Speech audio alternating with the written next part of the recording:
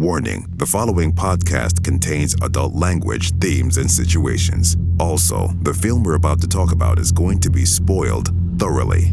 Listener discretion is advised. Enjoy the show. In the late 90s and early 2000s, we saw Nicolas Cage team up with some legendary directors, such as Martin Scorsese and Ridley Scott.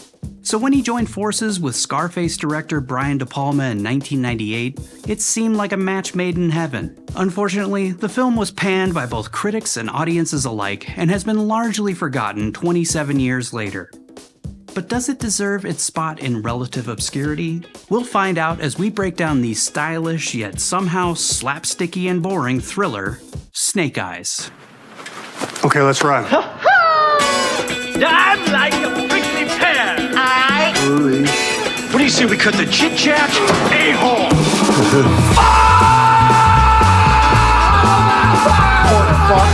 Porker! How'd it get burned? How'd it get burned? How'd it get burned, honey? Have you ever been dragged to the sidewalk and beat until you Pissed blood! Welcome to One Cage at a Time, the show where we break down every single Nicolas Cage movie, one film at a time. Here are your hosts, Patrick, Vince, and Nigel. A corrupt cop is forced to choose between right or wrong when he's thrown into the middle of a murder conspiracy involving the Secretary of Defense at a primetime boxing match in the heart of Atlantic City during a hurricane or tropical storm. Let's meet the stars of the film.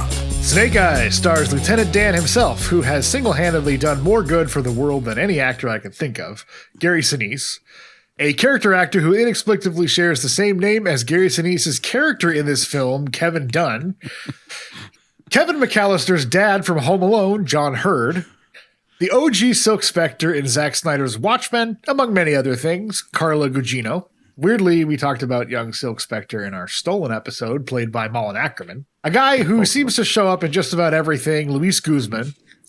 And, of course, the only man who can sport a Tommy Bahama shirt and still look cool, Academy Award-winning actor and next mayor of Atlantic City, Nicolas Kim Coppola, better known as Nicolas Cage.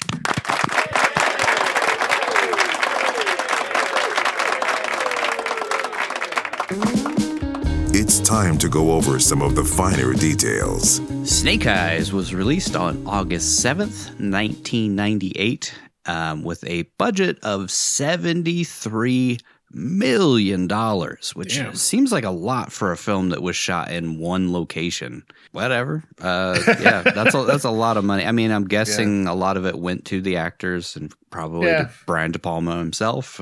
Did they actually film it in a stadium/hotel, or did they build sets? Or because it seems like they built a lot of sets, like that. All of the hotel room shot where it like flies over the top, like they built all of those hotel rooms. I believe it was all shot. I don't want to mention his name, but it was shot at the Taj Mahal. Who was there was a guy who owned it at one point. Who I don't ever want to say his name on our podcast ever, but surprised he's not in it at some point. So he can muscle his way into every movie that he made.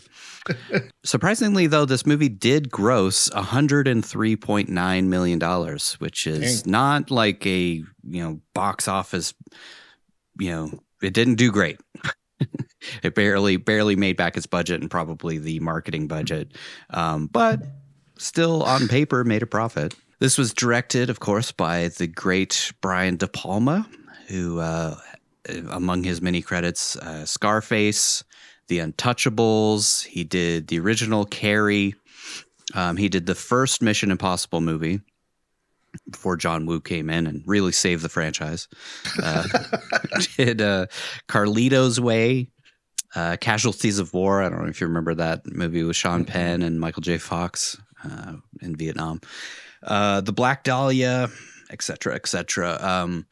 His films have been nominated for 9 Academy Awards, but the only win he's gotten was when Sean Connery won for Best Supporting Actor in The Untouchables, which is kind of surprising that Brian De Palma has never won an Oscar. Yeah. And it's kind of weird that Sean Connery won one. I mean, Sean Connery's great. I love Sean Untouchables, Connery, man. but I don't know. He just always feels like he's Sean Connery. It's like he's pretty much Pretty much like Sean a Harrison Connery Ford, in The you always know what you're getting with it with every single movie, and Tommy Lee Jones and stuff. I found out while I was doing research that Brian De Palma actually was a physics student at Columbia before switching to film, which is kind of crazy. What a career change. I mean, I guess, he switched in college. He just realized they didn't want to do that. Yeah. So I guess he didn't go. He wasn't like, what's his name from Queen, where he's like written, actual papers for astrophysicists and shit. Written by David Coep, who has worked a ton with De Palma, also Steven Spielberg, such as adapting Michael Crichton's book into the original screenplays for Jurassic Park 1 and 2, and apparently wrote the new Jurassic World movie that's coming out with Scarlett Johansson, which makes me not as terrified to see it, because those last three were fucking dumpster fires. Yeah. But all somehow made $1 billion each. I don't know. I mean, bringing back the original writer, it's not always a recipe for success. No. He's had a pretty clunky... Hollywood's a lot different now than it was when he was working with Spielberg. Yeah. So, yeah. Post... Also, that new one's directed by Gareth Edwards, who's kind of spotty. Like, his visuals are good. He does certain things well, but I don't know. Yeah. Godzilla is not that great. The parts of Rogue One that weren't reshot, I don't think are that great. Ouch. As much as I love that movie. R.I.P. Hawaiian guy. He also is responsible for the Tom Cruise War of the Worlds film, which I actually really enjoyed. And then easily the best two Indiana Jones films, Crystal Skulls and Dial of Destiny. So as you can see, like, his trajectory after a certain point, not so great. So not saying Jurassic World 5 or whatever the fuck it is at this point is going to be good. I don't think anything can save that franchise at this point. Jurassic World. Keep beating that Jurassic horse. World 4, Jurassic Park 6. 8, what? 7, because there were three There original. were three Oh, yeah, you're right. yeah, 7. and then Sorry. 3 worlds. Yep. Everybody forgets that third one. Also wrote Mission Impossible, Carlito's Way, Panic Room, that Fincher movie with Jared Leto. Jodie Foster. Yeah. And then the original Tobey Maguire Spider-Man, and tons of other things. He's got a huge laundry list of films that he's worked on. Some good, some not so good. Ugh. Just like just take away his SAG card for Crystal Skulls. Just that movie alone. Like, I'm not saying Dial of Destiny was much better, but I haven't seen that, but I've heard it's pretty can be good depending on what you want out of it. What you're looking for. Yeah, I know some people who really like it. Yeah, and same. I haven't seen it, and I generally align with these people's movie preferences, at least when it comes to like Star Wars and stuff. So I would probably enjoy it. I just haven't watched it yet. it's I don't okay. have time to watch movies that aren't Nicolas Cage anymore. Yeah, me too. Somebody asked me, like, they were asking me about some TV show or something, and I think it was Severance. They were like, have you watched Severance yet? And I'm like, all I have time for is like work, the podcast, and then rewatching The Office and Always Sunny in Philadelphia on repeat, just so that I can clear my head. And that's pretty much all I got time for these days. This was shot by Stephen H. Burham, who has worked with Francis Ford Coppola back on The Outsiders and Rumblefish. So we'll be talking about him multiple times. Also, I did not know that Nick Cage was in The Outsiders until very recently. He plays like Soch number 8 or something like that. He's like an extra. So we're going to very briefly talk about him in an episode.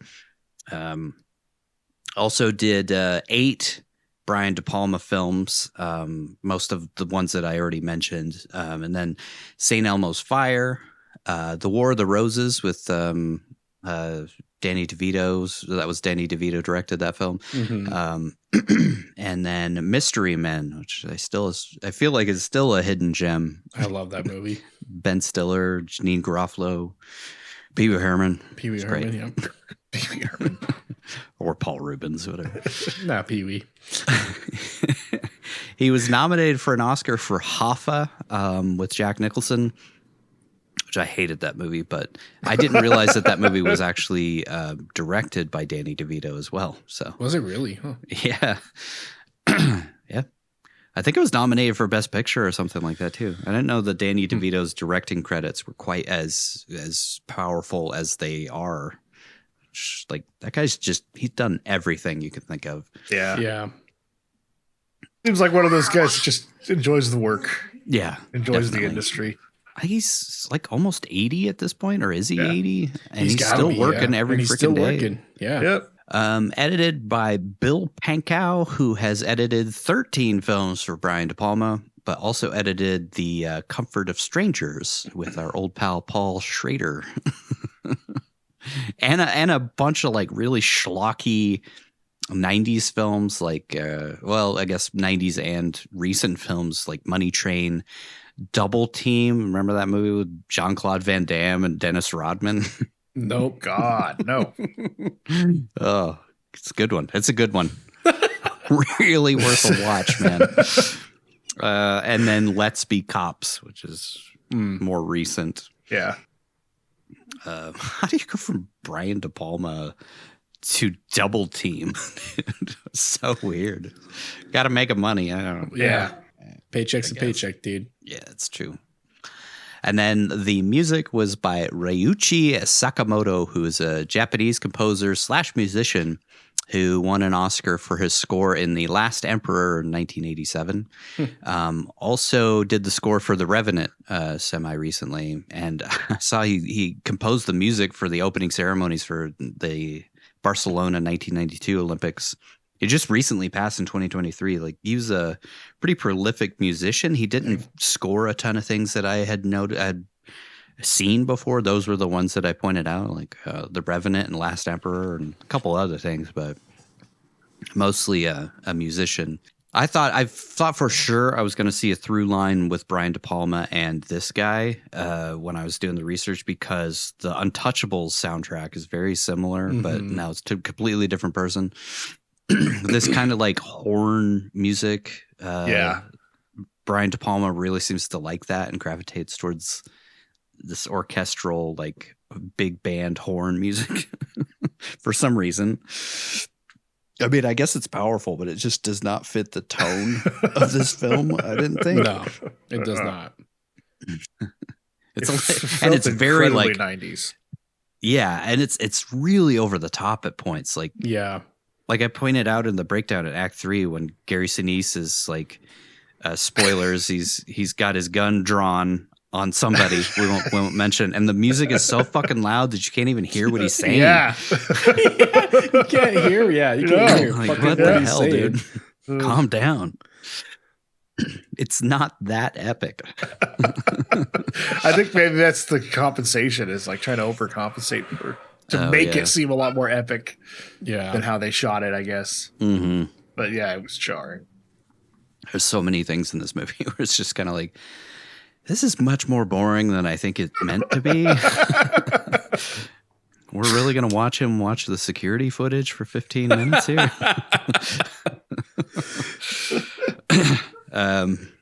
Ratings. This has a 41% on Rotten Tomatoes, which is not great for a Brian De Palma film.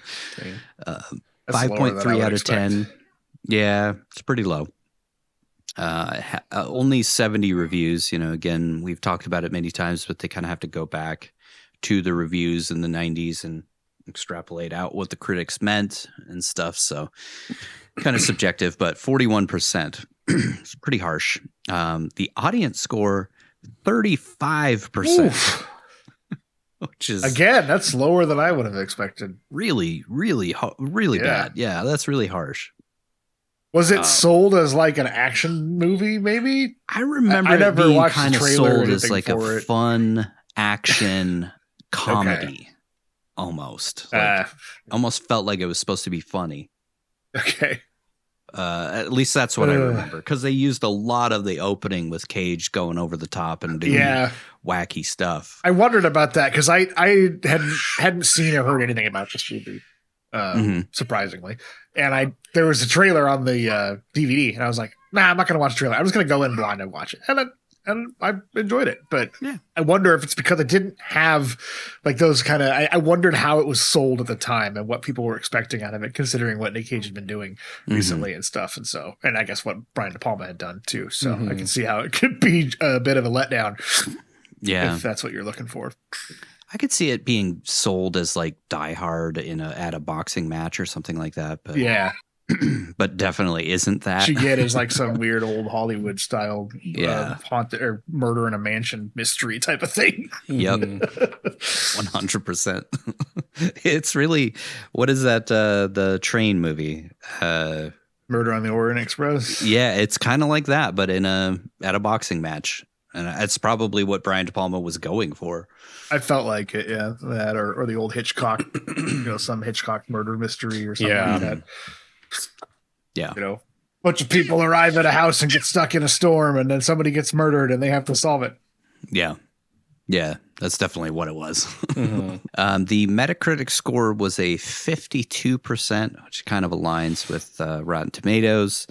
Letterboxd, I always kind of like, what? 3.4 out of 5. So the Rotten Tomatoes audience score is 35%. This is like a 6.8 out of 10 if you think about it. Okay, so I guess a lot of people are like nostalgic about it. Like, and I think it's Letterboxd. Like, if you're going out of your way to review Snake Eyes, it's because you're probably a fan of Robert De Palma or Nick Cage or something, or just movies in general. So you're probably going to give it a higher score. Yeah, I guess. IMDb, same thing, 6.1 out of 10, which feels high. Yeah, those two scores do not align with the other three scores at all. And then the cinema score was a C+, which is really bad. And kind of goes back to Nigel's point of like, I think it was sold as something completely different than what it actually is. Maybe that was the studio like trying to spin it to make it profitable. It really is like, it's just like a murder mystery, but I seem to remember it was being sold as kind of a fun action movie, which I mean, sure, sometimes maybe. I don't know. The worst parts of it are. The worst parts of it. How about a Coppola quick facts? Couple of quick facts here. The role of Kevin Dunn, Gary Sinise's character, was actually originally written for and offered to Will Smith. Early on, Will Smith, too. Yeah, what? Like, he just finished Fresh Prince of Bel-Air? Yeah. I'm assuming that ended wrapped up around that. Yeah, he was doing Men in Black. Yeah, this would have been a bad career choice for Will Smith. He was like, nah, I'm going to go do Wild Wild West.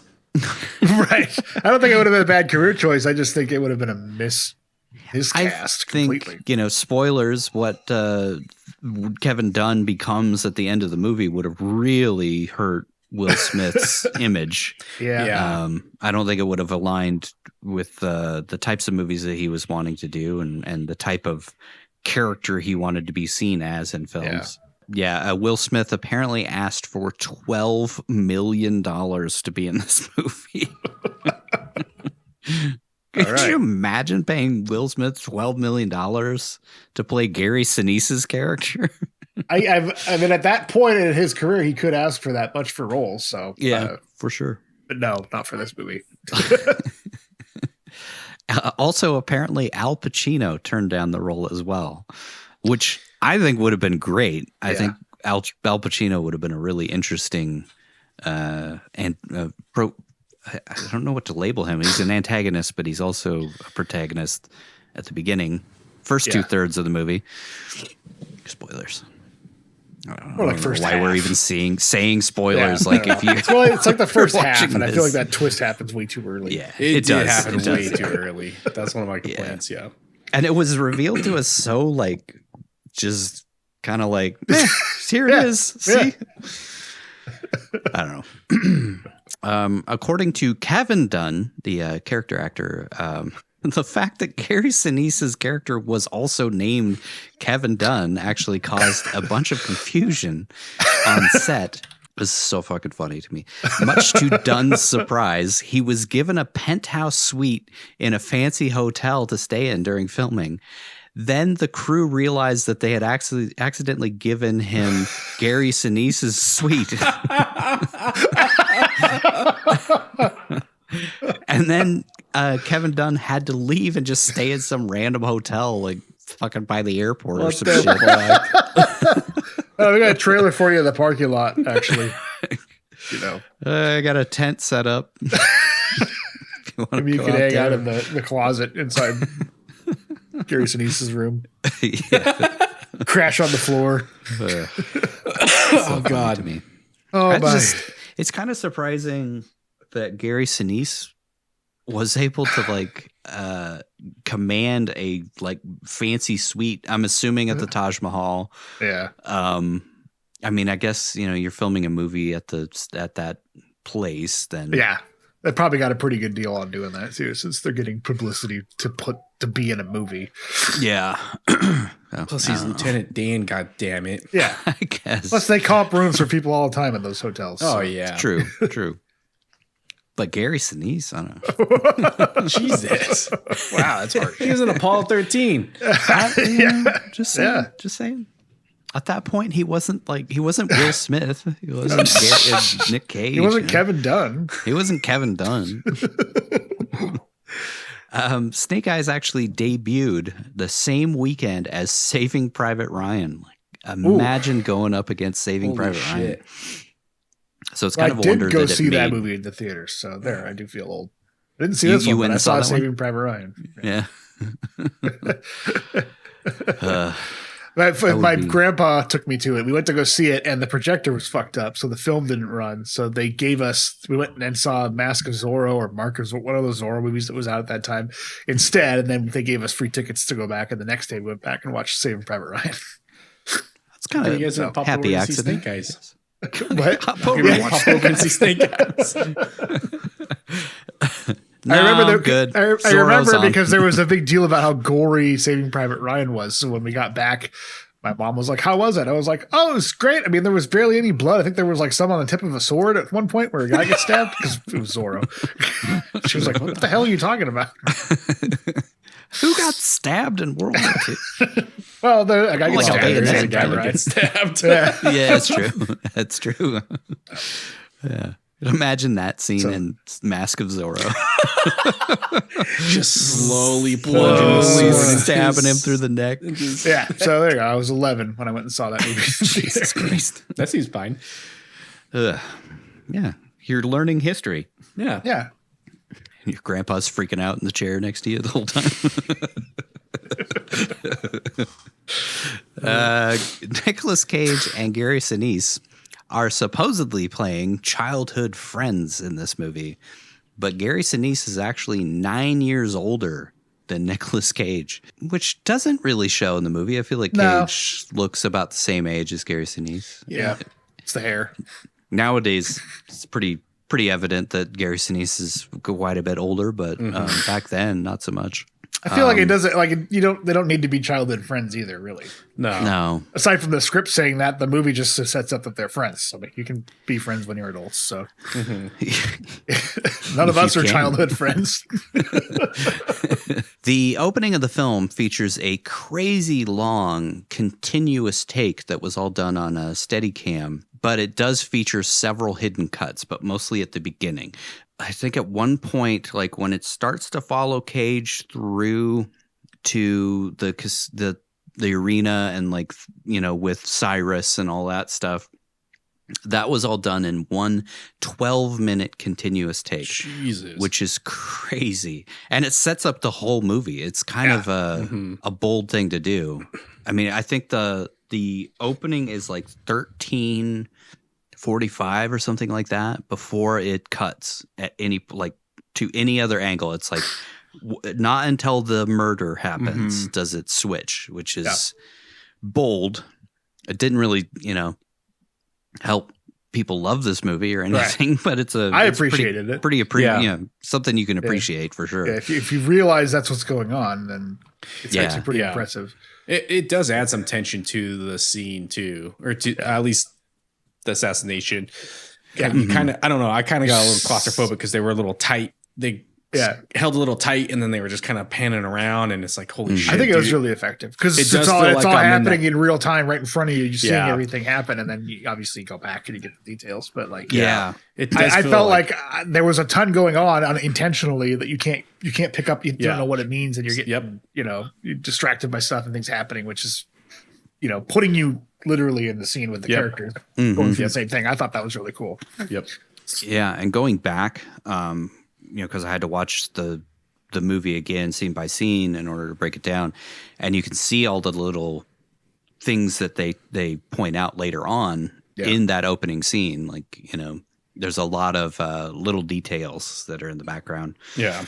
I thought it was cool.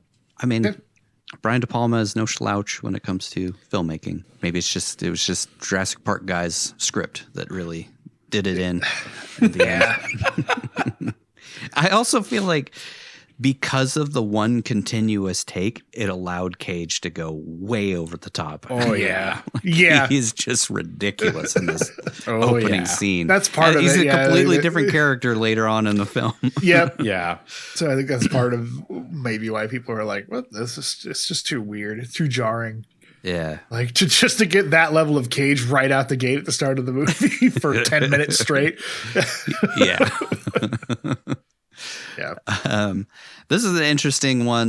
The original ending was actually a massive special effects sequence that was created by Industrial Light and Magic, and it involved a huge tidal wave going through the casino, which you can actually see it for a second when the ball is pushed into the cop car at the end. That was supposed to be a much bigger thing. Yeah. The ending was cut out in post-production. Numerous references to it remain in the film. A shot near the end of the film shows an ambulance driving down on the Oceanside Road, and a wave is about to crash into it before the film cuts to another shot. Nick's character, Ricky Santoro, he talks about almost drowning in that scene with the woman in white. I don't know if the woman in white ever has a name. I didn't look it up. But he says that he thought he was going to drown in that, and it doesn't match what happened in the movie at all. Yeah. And then references to a storm are made throughout the film, which were all meant to build up to that action-packed climax that was completely cut out. Wonder how much of the $70 million budget was spent on doing that set piece. Yeah, makes me wonder. Doesn't exist at all in the film. I wonder why it was cut. Maybe they were like, this is too interesting. I need to make I don't this know. a little more It's boring. like, I wonder why, if there's never been an explanation. Maybe it just didn't look right. And it looked, maybe. They didn't only get one shot to film something like that. Maybe they fucked it up, or it doesn't look as good, or maybe. I mean, too much of a tonal shift, I guess. Maybe there's already kind of like a Deus Ex Machina happening at the end, but maybe that's just like taking it even more extreme and resolving everything through a fucking flash flood. It's just kind of like, what the hell? And then my final quick fact here is there is only one F word in this entire film. And of course, it's said by Nicolas Cage, which is so fitting. Was it PG-13? Is R-rated? Oh, yeah. I thought it was PG-13 because they actually tried to cut it to be PG-13, and then because of the violence towards the end of the film, they had to go with an R, and there wasn't really a way to cut around it. There's quite a bit of blood in a couple of scenes too, so I can see how. Yeah, I just figured it. I thought it was PG-13 to be honest, and then they just got their one fuck out of the way. It does feel like a PG-13 film, and I think they were. I think this is the cut that was actually submitted for PG-13, and they were like, "No, it's too much violence. Too violent." Yeah. All right, it's time to break down the film one scene at a time. Act 1. Why don't we set some shit Our up? film begins with a news report outside of a Tyson versus Holyfield, if you're old, or Tyson versus Jake Paul, if you're stupid, style pay-per-view fight, where the reporter says this will be the final event ever in a historic arena called the Atlantic City Arena, which is shown to us on a little TV box. By the way, we should mention that the first 13 minutes or so of this film is one continuous, uninterrupted shot that sets up the entire movie, or at least it's filmed to look like one continuous shot. There are some cuts. If you really look, like usually when they do like a whip pan of some sort, that's usually where they hide one of the cuts. Pretty well done. Yeah. Reminded me of, I think it was Casino that had that like really long shot with De Niro's character like walking through the casino and stuff. I figured there were a couple of spots where people walk in front of the camera that there was a hidden cut maybe and stuff. And yeah, probably. It was still really well done. Yeah, for sure. Like I said, at one point it was 12 minutes of one continuous cut. Yeah. So, and it's all the parts where Nick is going full Cage. Yeah. There's something I saw. There's something to be said about this, like the steady cam and the long shots and following a lot of characters around. I think it's supposed to be reminiscent of a Snake. Like there's Snake Eyes works on a few levels, but that's one of them. Is like you're watching through Snake Eye, and it's kind of snaking around and going up and over things and looking at stuff. Yeah, that is true. I don't really know why. Like, there's a lot of biblical overtones to the movie, and Snake Eyes kind of works on several levels. I don't really know why that particular one is needed for this film, but whatever. Yeah. You were saying offline that there's a lot of like biblical stuff that you read about, which actually we'll get straight into here. Is the whole time it's pouring down rain the entire time, and she mentions that they're in the middle of Hurricane Jezebel, which sets up the biblical stuff right off the bat. But her cameraman cuts her off, saying that the network wants her to call it a tropical storm since it's a holiday weekend. We don't want to interrupt the holidays, And it's also in Atlantic City, which is, it's the poor man's Las Vegas. So, Den of sin. Yeah. Modern day Sodom or Gomorrah. Mm-hmm. Did you get a sense of what holiday it was? No. It's supposed to be a holiday? Like Labor Day. She said it was a holiday weekend in the news report. Yeah, I don't know. I figure storms, New York, New Jersey area would probably be like September. So maybe Labor Day. Probably. She redoes the report after the director says, "Fuck it, we'll do it live." During the report, they focus on the Secretary of Defense, I think it's Charles Kirkland, who has ringside tickets to the fight. We pan over to a different TV where we see the pay-per-view ring announcer, I guess, for the event. It's kind of his character is kind of hard to define throughout. Like, what exactly does this guy do? I guess he's the announcer for the pay-per-view event. Anyways, we see him asking if his hair looks like shit to someone off camera, and suddenly the greatest actor alive runs up behind him, grabs him by the shoulders, and says, "I'm on TV." I'm on TV. I think people would vote for this face, don't you? That's the only way you get anywhere these days, is you get your big fat smile all over the tube. Then he addresses the camera and says, "Hi, Rick Santoro. Hello, Richard Santoro. I'm Ricky." Way to introduce the character, man. He does a pokey voice the whole time. Off of the TV, so they move away from the TV to actual people. The announcer guy asks if Rick has bet on the fight yet, and Rick asks where Jimmy George is. And it's clear both the announcer guy and Rick expect this guy, Lincoln Tyler, to win the fight. Rick gets a call from his mistress or something, and he has a very cagey conversation where she talks dirty to him, and he says, "Yummy."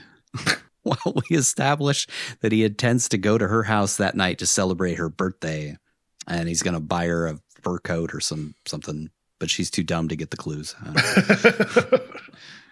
It'll make you warm. Your cock? No. Such a head for knowing. Rick hangs up and stops a guy coming out of the heavyweight champion Lincoln Tyler's dressing room while also yelling to Tyler through the door, while Tyler's manager tells Rick to get lost. There he is. So over the top. This every moment with Cage in this opening is just like, Jesus Christ, dude, rein it in. I guess we have to set up that he's like a flamboyant playboy. Yeah. And he thinks he knows everybody and that he's well connected with everybody in Atlantic City. But he thinks fast on his feet. He's reacting to stuff really quickly. And I guess so, yeah. It's just a weird introduction to him that doesn't really fit the tone of the movie later on, especially with his character. Yeah. Though I guess, once he gets into work mode, he switches from, having fun to actually working, though he is a little over the top still. A little, just a tad. Just a tad.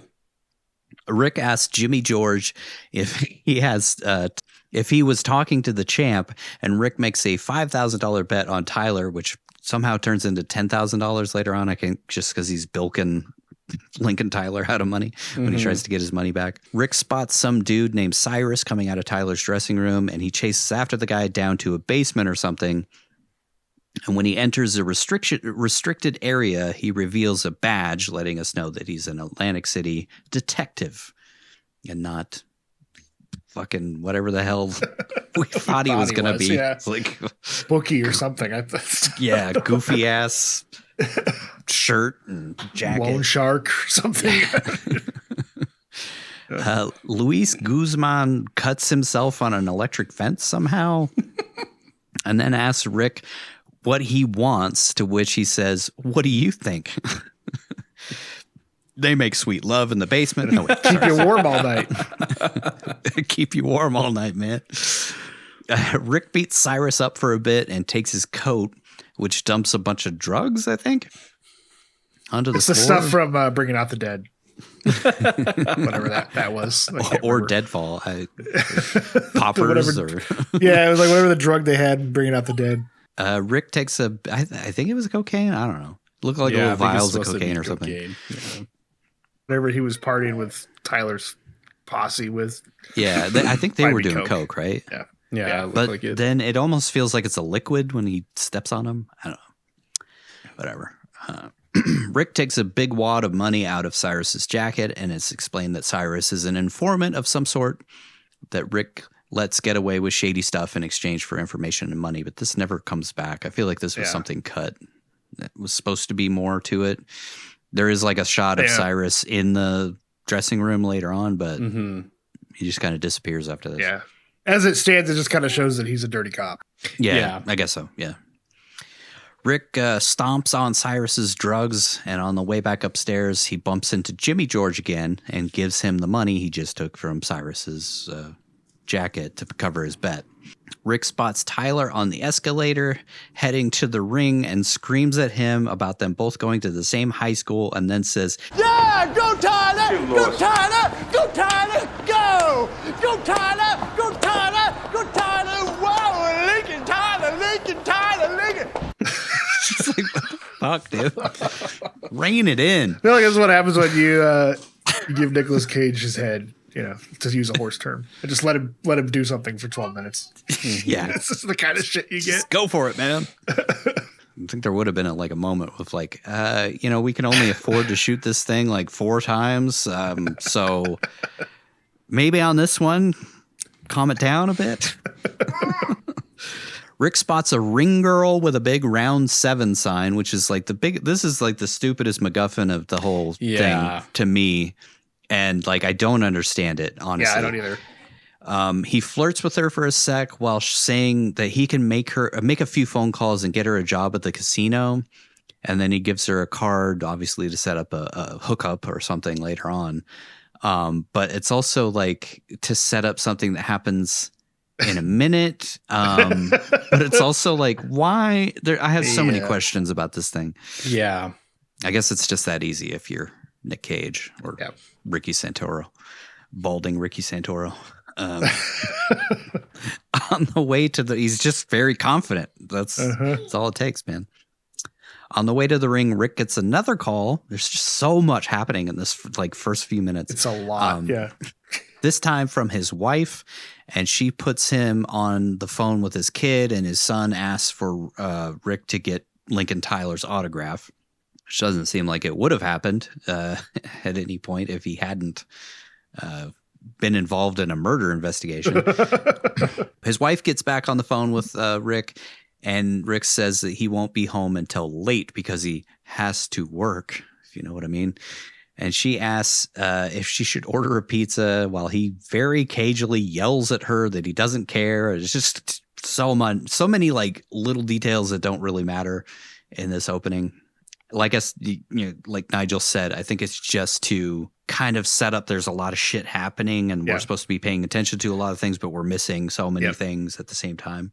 He hangs up on her mid-sentence and Rick points at someone while screaming, "There he is!" And we see Gary Sinise, very cagey. We see Gary Sinise's character, Kevin Dunn, who is some sort of naval commander or an extra in this film. Character actor. I think it said he's an admiral. Is that? I don't know. I thought he was like a commander. I don't know. For some reason, he's doing security for the Secretary of Defense. He's the Cobra Commander. That's Snake Eyes. Yeah. Rick says, "There's the man whose life I want." They hug, and Kevin says he flew in the night before with the Secretary of Defense, Charles Kirkland, and boy, are his arms tired. Oh, sorry. Kevin makes fun of Rick's goofy as all hell outfit and is embarrassed to introduce him to the defense secretary since he looks like Don Ho. So Rick asks him why he's so uptight. Kevin says he's running security and that the defense secretary brings out the nutcases like Ricky Santoro before we pan to the ring where they put a spotlight on Kirkland and the defense secretary takes a bow to the crowd. What the fuck? Kevin is upset, saying, "Why don't you put a flashing light on your head while you're at it?" And he walks over to a Secret Service dude and asks if the guy has a locator on, which turns out to be some sort of tracking system that only comes into play for one scene at the very end of the film and nothing else. Couldn't have just followed him down the hallway? Right. Yeah, we'll get into it. Like, why you let him go? I guess you're out.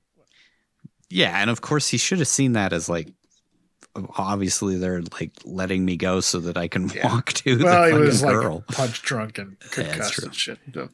Yeah. We set up that Rick and Kevin are best buds who grew up together and worked summers on the Jersey Shore. And then we cut to a photo of them with Snooki in the Situation. GTL, baby. Like hanging out with Birdie and what's his face? Al. Birdie. The boardwalk. It's also implied that Rick has always been about the chicks, while Kevin has always been the responsible one. We set him up as the golden boy, and Rick is the fucking corrupt cop who will do all the shady stuff that nobody else wants to do. So the twist can happen that is really just kind of thrown away. Yeah. Could have really revealed that better. I don't know. Yeah, I agree. It was such a waste. We also established that Kevin is godfather to Rick's son. He knows about Rick's affairs, and when Tyler is announced in the ring, Rick walks over to it and screams, "Oh yeah! Ow!" while pumping his fist. just do something crazy, dude. Every scene, just do something crazy. It's cool. You're the flamboyant playboy. Rick and Kevin sit down for the fight, and Kevin lectures Rick on not cheating on his wife. And we find out that Golden Boy Kevin actually turned Rick in for shoplifting when they were shopping at Jackie Mason's corner store back in the best of times. The best of times. Everybody remember that? Everybody? I could see like one scene of Gary Sinise in that fucking grocery store. Jackie Mason. Kevin spots a redhead in the front row in a bright red dress who is staring directly at the defense secretary rather than watching the fight. Kevin points her out to Rick saying, "Does that seem right to you?" While Rick says, "Kevin, that is right in so many ways." Kevin says it's weird that a beautiful woman would be alone at a fight sitting in the front row, while Rick dismisses it. Kevin tells Rick he should leave the sewer of Atlantic City behind and come work in D.C. for honest money. Yeah, right. But Rick loves the sewer since everybody knows him and loves him. And he has dreams of running for mayor someday. Rick says he's just trying to get him to come, work Secret Service so he can guard the former First Lady out in her house in Ohio. Imagine if this version of Nick was in guarding Tess. Just would have socked her in the face at some point. Rick says, "Because I was made for this sewer, baby, and I am the king!" It's kind of insane how over the top Cage is in this opening compared to how he is later in the film. Yeah. Like I said, he's working later on, especially like after he finds out about the twist. Yeah. He goes very, very like, stoic. It's kind of like maybe this is his night off, it's fight night. Yeah. He's just letting loose a little bit. While still wheeling and dealing on the side and making some cash. I thought it was maybe their way of trying to make you think he's incompetent. So as the story's unfolding, you're surprised that he's actually pretty fucking good at his job. Yeah. It's like the Columbo style setup. Like, who is this bumbling moron? And then he's like fucking a genius. Yeah. We hear on a radio that the fight seems to be one-sided towards the guy who was supposed to lose. And suddenly Kevin heads over to the woman in red to confront her. He asks to see her ticket, but something major happens in the ring off screen, causing everyone in the crowd to jump up, and the woman hightails it out of there since she was late for a Miss Frizzle from the Magic School Bus audition or something. Kevin gives chase, but the camera whips back to Rick, who gets a call from his mistress again, then a call from his wife, and he hangs up on both because the fight started. A woman dressed all in white, wearing glasses with a blonde wig, sits down in Kevin's seat while Rick ogles her ass and says she can sit in his lap. This is a detective with the police department. It's like bad lieutenant. Yeah, exactly. She says help, please. Working an investigation. Murder department, police department. She says she just needs 1 minute, and he says he only needs 1 minute too. Yeah, you know what I'm saying. She turns around to talk to the defense secretary while saying, "It's in my pocket." And Kirkland asks if she's the one who's been writing to him. It's in my pocket. We cut to Rick reacting to Lincoln Tyler nearly knocking out his opponent in the ring before panning over to a balding dude with long hair who seems to have a listening device of some sort in his ear, who suddenly stands up and screams, "Here comes the pain, baby!" I don't think we're supposed to know that he has that listening device in this opening scene. You just kind of see him do this, but fairly clear, especially on a rewatch. Lincoln Tyler gets knocked to the ground, and Rick screams that he's a bum before we pan to the woman in white, telling the secretary, "You're the one who's going to be sorry," while Rick listens on, because we missed part of that conversation between them. Rick gets a phone call again. The caller tells him to look for his lucky number in the crowd, which reveals the ring girl holding up round 7, which is the first round of the fight. She's obviously going to lose this job. And she's in the crowd. What are you doing? What the fuck are you doing, bitch? What a weird, I don't know. This is whole very strange to me, but Well, to real quick to touch on Nigel's point about the 7 deadly sins, the 7th sin is wrath, or wrath, not wraith, wrath. So kind of fits the theme, revenge and all that. Wraith, yeah, wraith. Sorry, I was thinking of Halo. We also, if you look closely, see a guy with a gun next to the door. There's a lot of misdirection in this opening, so you're paying attention to the girl with the 7, but if you look just over her shoulder, there's a dude with a fucking gun aiming through I don't know what you would call that thing. It's like a marquee that he pushed out the Yeah, he breaks the glass on it to then just blatantly put his rifle out. Yeah. Suddenly we hear a silenced shot and Rick feels blood on his cheek. He looks around before realizing the Secretary of Defense has been shot and the woman in white is standing over him. Blood spurts out of Kirkland's neck and another shot rings out, hitting the woman in the arm. This is all kind of like slow-moed in this shot.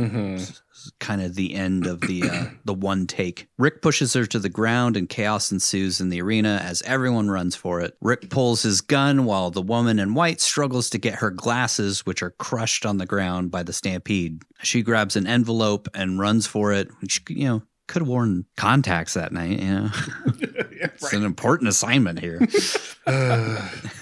She grabs an envelope and runs for it while Rick notices that Lincoln Tyler, who was supposed to be knocked out, reacts to the gunfire. Tyler and Rick lock eyes, which gives Rick the first clue that the fight was fixed.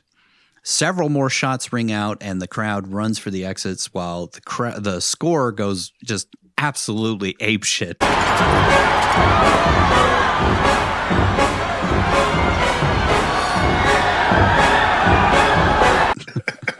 It's like heavy horn music seems to be a hallmark of Brian De Palma, which works great in like The Untouchables, but I feel like it kind of didn't match the tone of this movie.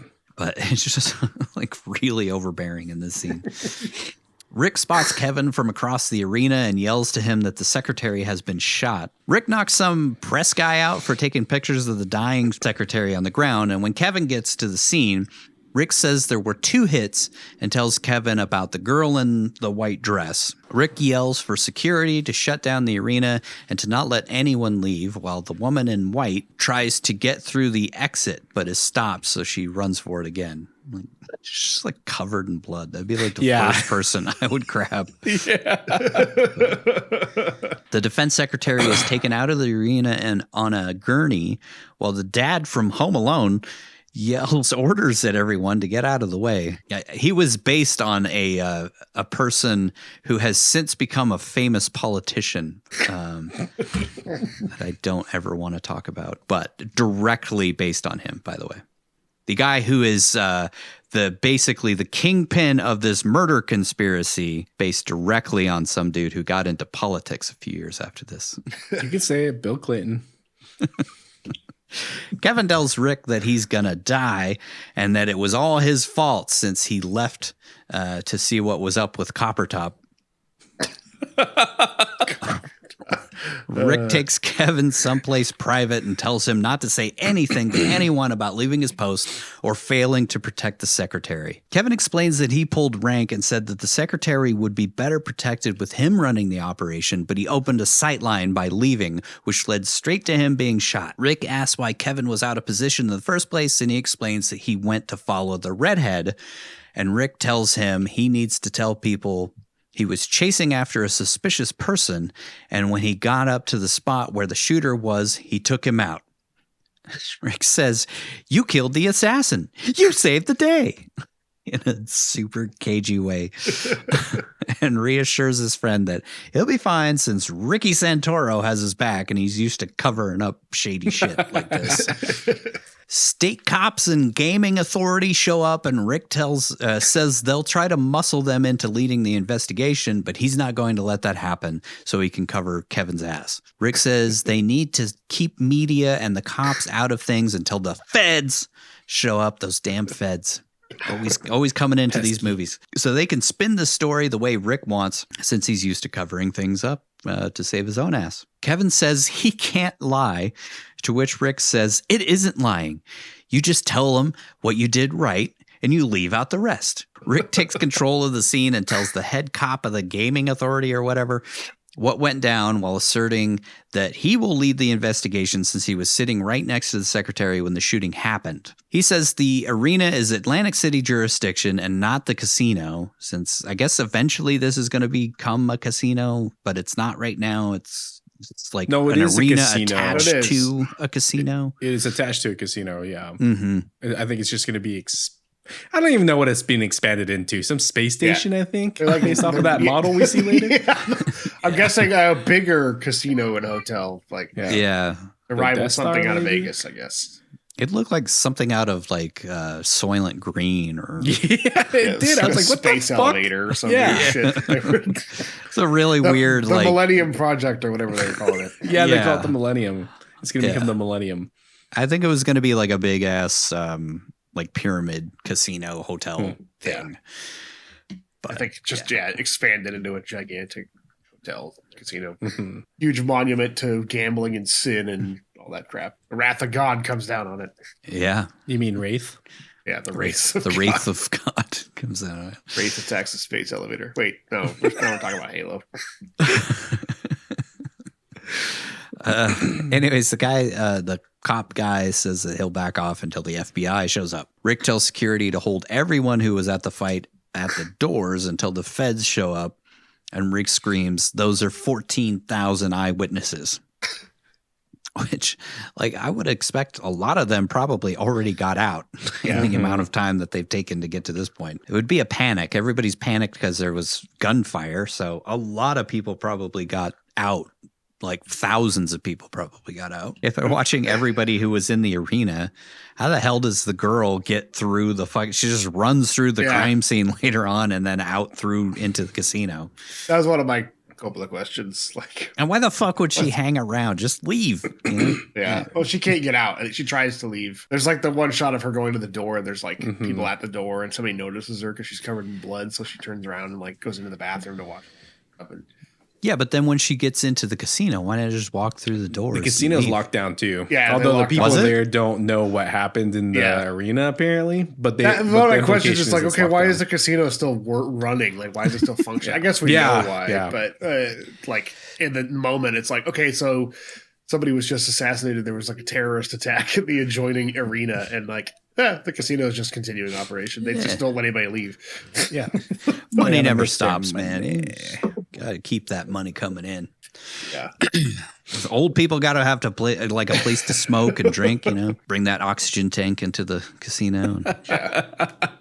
God damn it. We've all seen it. We all see it. Kevin asks about the woman in white, and Rick gives him her description while saying that she had a small envelope of some kind.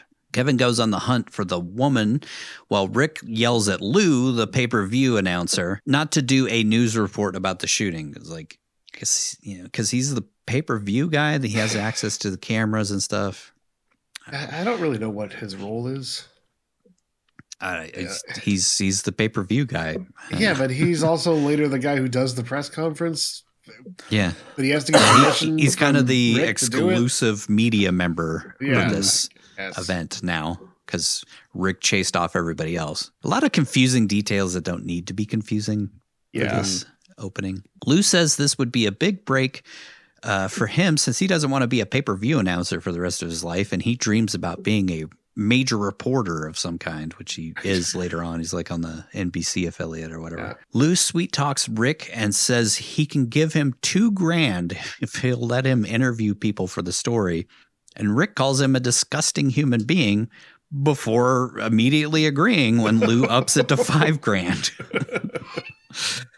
While saying, "Congratulations, Lou, you're the guy." We cut to the woman in white, who should be the easiest person to call a suspect since she's completely covered in blood. We see her steal a jacket or something and head to a bathroom. In the pay-per-view booth, Rick watches the playback of the knockout punch, and he sees that the punch didn't actually land, so he knows that Lincoln Tyler threw the fight on purpose. In the bathroom, the woman in white nurses her gunshot wound. So she got hit in the arm, like the back of the arm, by wrapping it with a garbage bag or something. I don't know. Confused as to what was going on there. And she cleans herself up while sobbing and asking how the hell she got into this mess. Rick changes into a regular suit instead of the flamboyant leisure suit or whatever the fuck he was wearing during the fight, since he's on duty now and has to not look like a doofus. Yeah. He flashes his badge to get into Tyler's dressing room, and he spots a hole in the wall under a stuffed lion's head, prompting him to say, "Meow." Rick again tries to use his high school connection with Tyler to butter him up, but Tyler dismisses the over-the-top asshole until he tells him he's a detective.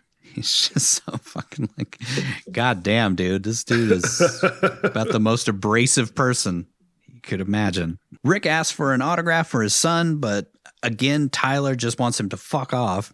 So Rick goes over the top on him again and insinuates that Tyler made some sort of deal with Jimmy George, the bookie, to throw the fight. Rick says Tyler has never been knocked out in his entire career and says, would you do... It might be my favorite line of the whole movie.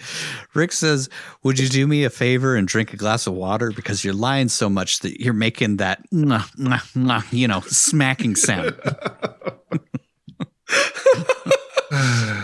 Tyler's lawyer or manager or something, I guess lawyer, tells Rick to have some respect and tries to get Lincoln to be quiet so that he doesn't incriminate himself. But Lincoln yells at him and wants to know if the Secretary of Defense is dead or not. I don't get the sense that the lawyer was in on the actual main conspiracy of this, but he does know that he was going to throw the fight. And yeah. Also, I think Rick mentions that suddenly a bunch of bets came in against Lincoln Tyler, or maybe it's later on in that scene where it's the flashback of before the fight. Whatever. It's one other flashback. Yeah, one of the 8 other flashbacks that happens in the future. Yeah.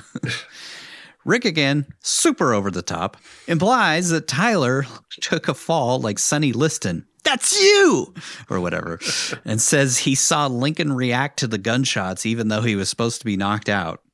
Tyler yells at him again, and Rick says he watched the tape and knows the knockout blow was a phantom punch.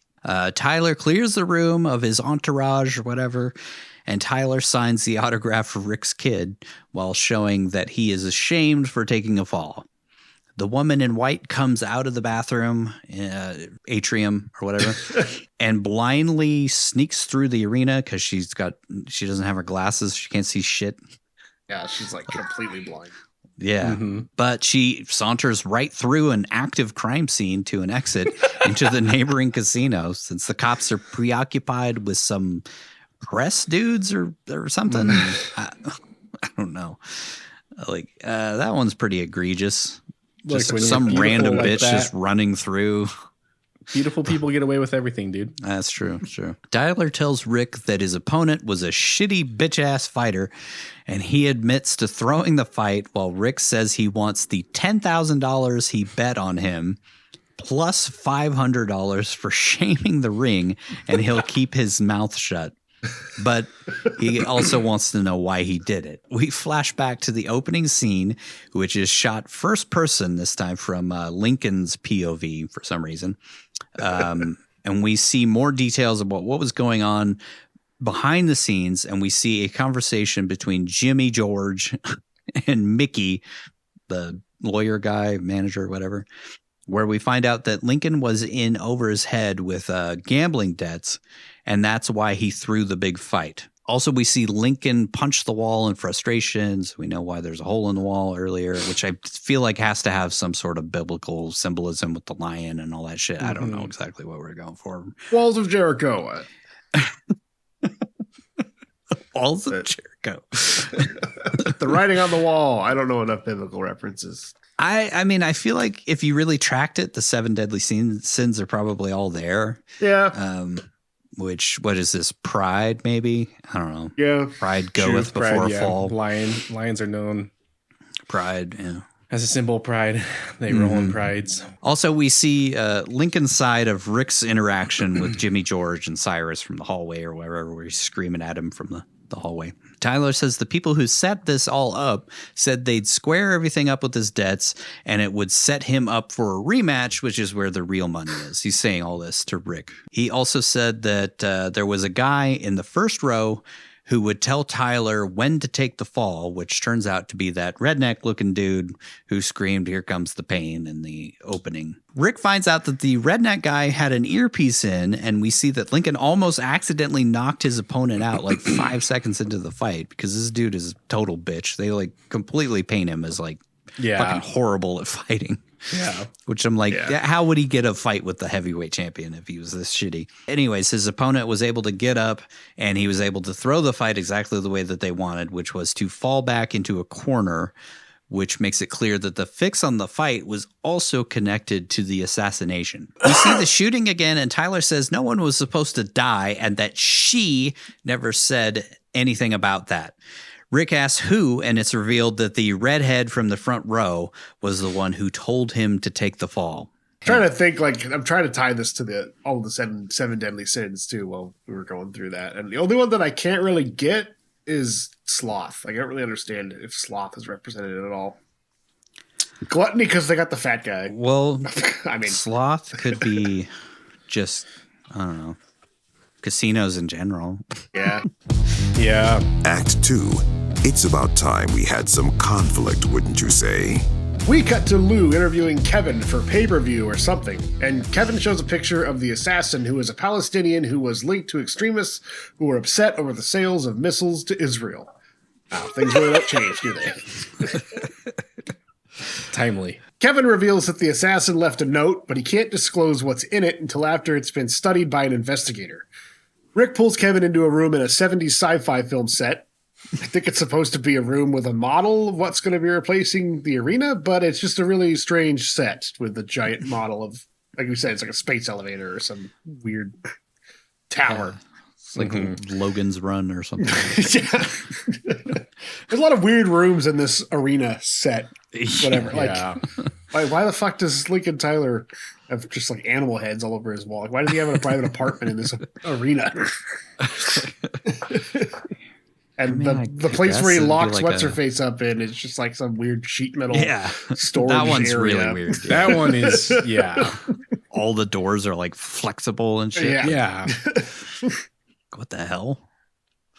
Rick, it's odd when you can tell when it's like, okay, they're on location for an arena shoot, they're on location for the hotel scene, the casino scenes, and then it's like sheet metal, low budget sci-fi set room that they're in. Rick lays out everything he knows so far and that the shooting is a conspiracy with at least 5 people involved, but Kevin tries to throw Rick off the scent by saying the assassin was a well-known terrorist who might have known about the test the Navy did in Norfolk. Rick wants to know more, but Kevin asks why Rick is chasing leads when they have the shooter, and Rick says because he wants to be mayor someday. Kevin says what he's about to tell him could bury him, and Rick says Kevin's his best friend and loyalty is his only vice. But Kevin says that the missile test they did in Norfolk went incredibly well, and the new weapons could save tons of soldiers' lives, so he and the defense secretary and all his men were ecstatic, so it caused Kevin to drop his guard, which led to Kirkland's death. Spoilers. We see his POV of approaching the redhead, and she says she snuck down to the front from the nosebleeds after he chases her down when she runs for it. And we see him checking her out, and she flirts with him, but Lieutenant Dan gets distracted when he hears some glass breaking and silenced gunshots from nearby. And we see him shoot through the wall and kill the guy, which seems a little dangerous in a crowded arena, but whatever. Just immediately shoots, too. Yeah. He says, I was 3 feet away from a known terrorist, but I had my eyes buried in some broad's tits. Rick says that she was definitely in on the plan and that it was there to distract him. Or more succinctly, he says, that was the plan, to give you a boner and you got one. Kevin says he'll stay looking for the woman in white while Rick searches for the redhead, and Rick says he's going up to surveillance to see if he can spot any of the people they're looking for in the casino, and we switch to following Kevin as he heads into a restricted area. The music gets super ominous, and Kevin looks like a T-1000 for a lot of this and the rest of the movie. Does a really good job in the Terminator. Like no emotion once he goes sinister. Yeah, I guess it's another one of those Snake Eyes things. He looks very reptilian. Gary Sinise just kind of has that face, but coming up, I guess, once the switch happens, it's like he's very menacing and cold, and it's like a snake prowling around when they do these shots of him walking around looking for people. It's revealed that Kevin's not only part of the conspiracy, but he's the ringleader, and the redhead and redneck guy are both working for him. It's revealed that the terrorist guy was in on the plan too, but Kevin left out the part where he planned to kill him and pin the entire plot on him and Mohammed Banir. Dear, damn it. He's Palestinian. He was expendable. Again, it doesn't change in 30 years. God damn it. Redneck guy says they should have already left, but Kevin says things have changed, and I guess they're just hanging out in the loading bay or something. At this point, like, what? Just chilling, dude. Yeah, it's raining not outside. Making any attempt to hide. They're just hanging out. Anyway, Kevin says things have changed since his old pal Rick is hot on their trail and piecing things together. Again, they should get the hell out instead of just hanging out in the fucking building that they're in. But redneck guy's got to kill that one. Loose end. Yeah. No redneck guy suggests that they kill Rick, but Kevin refuses to kill his best friend and instead says they need to move out. The redhead asks if Kevin has a contingency plan, and Kevin says, yes, but I don't like it. And when she asks what it is, he shoots both of them. That was a really weird shot, too, with the guy being like, I'm shot. Yeah, I'm shot. Yeah. I'm shot. I'm shot. Like, he's just supposed to be in shock, I guess. Maybe he didn't realize the guy shot him. Yeah. I don't know. I think it's supposed to show just how far gone Lieutenant Dan is at this point. Yeah. He has a guy who's like in shock that he's been shot and he doesn't care. He just kills him. Yeah. Boop. He started this whole spoilers journey to like make sure that people serving weren't killed or saved and stuff. And now he's actually killing his own subordinates, whatever. Yeah. In surveillance, he shoots them in the there's no cameras in this loading area. I mean, I guess he would be on control of that, but like it seems really sloppy to just kill 2 more people in the location that's completely cordoned off and it's also being searched by other police agents instead of these 2 guys. It's construction area, dude. They don't have cameras out there. Yeah. I mean, I would feel like that would be like one of the number one places you would put a camera just because people could, steal things from there. There's an exit right there. There's a door. There's an open bay door that just leads out. Mm-hmm. And it's a secure entrance from the arena to get down there and presumably back in. But no cameras. No cameras whatsoever. Don't think about it. There's a lot of things that are just kind of convenient in this movie. Mm-hmm. In surveillance, that guy Lloyd Christmas and Harry Dunn killed with rat poison in Dumb and Dumber tells Rick that they have cameras everywhere, so they'll definitely find the people he's looking for. Again, he's like hanging out up in this camera room, and like no one else has come up to help investigate. Like it feels like Rick's the first person to come up and actually ask to look at the surveillance and stuff when they have this gigantic police presence, supposedly canvassing this hotel and arena. Well, he's running the show, so he would be the one. He's the lead detective, so he'd be the one reviewing it, not some beat cop. Yeah, he kind of shut everybody out and made it to where nobody else could do anything until the FBI shows up. The feds. I get more of later when he goes up to the skybox or in the arena, and that camera guy's just hanging out there too, and he's just like, it's like he's like no one's come up to actually look at the surveillance yet. My department, the FBI. What are they doing about this? God. Still, dude, I think that's the worst fucking line I've ever heard in a movie, ever. Anybody want to tell me what my department, the FBI, is doing about this? Fuck you. All it needed was like, we're the feds. We're supposed to be better than this. Stupid. They spot the woman in white on the casino floor, and we see her watch the report Lou did with Kevin on the TV, and it's clear that she knows he's in on the assassination attempt. The woman in white flirts with that one fat guy from that thing, knock him in the middle.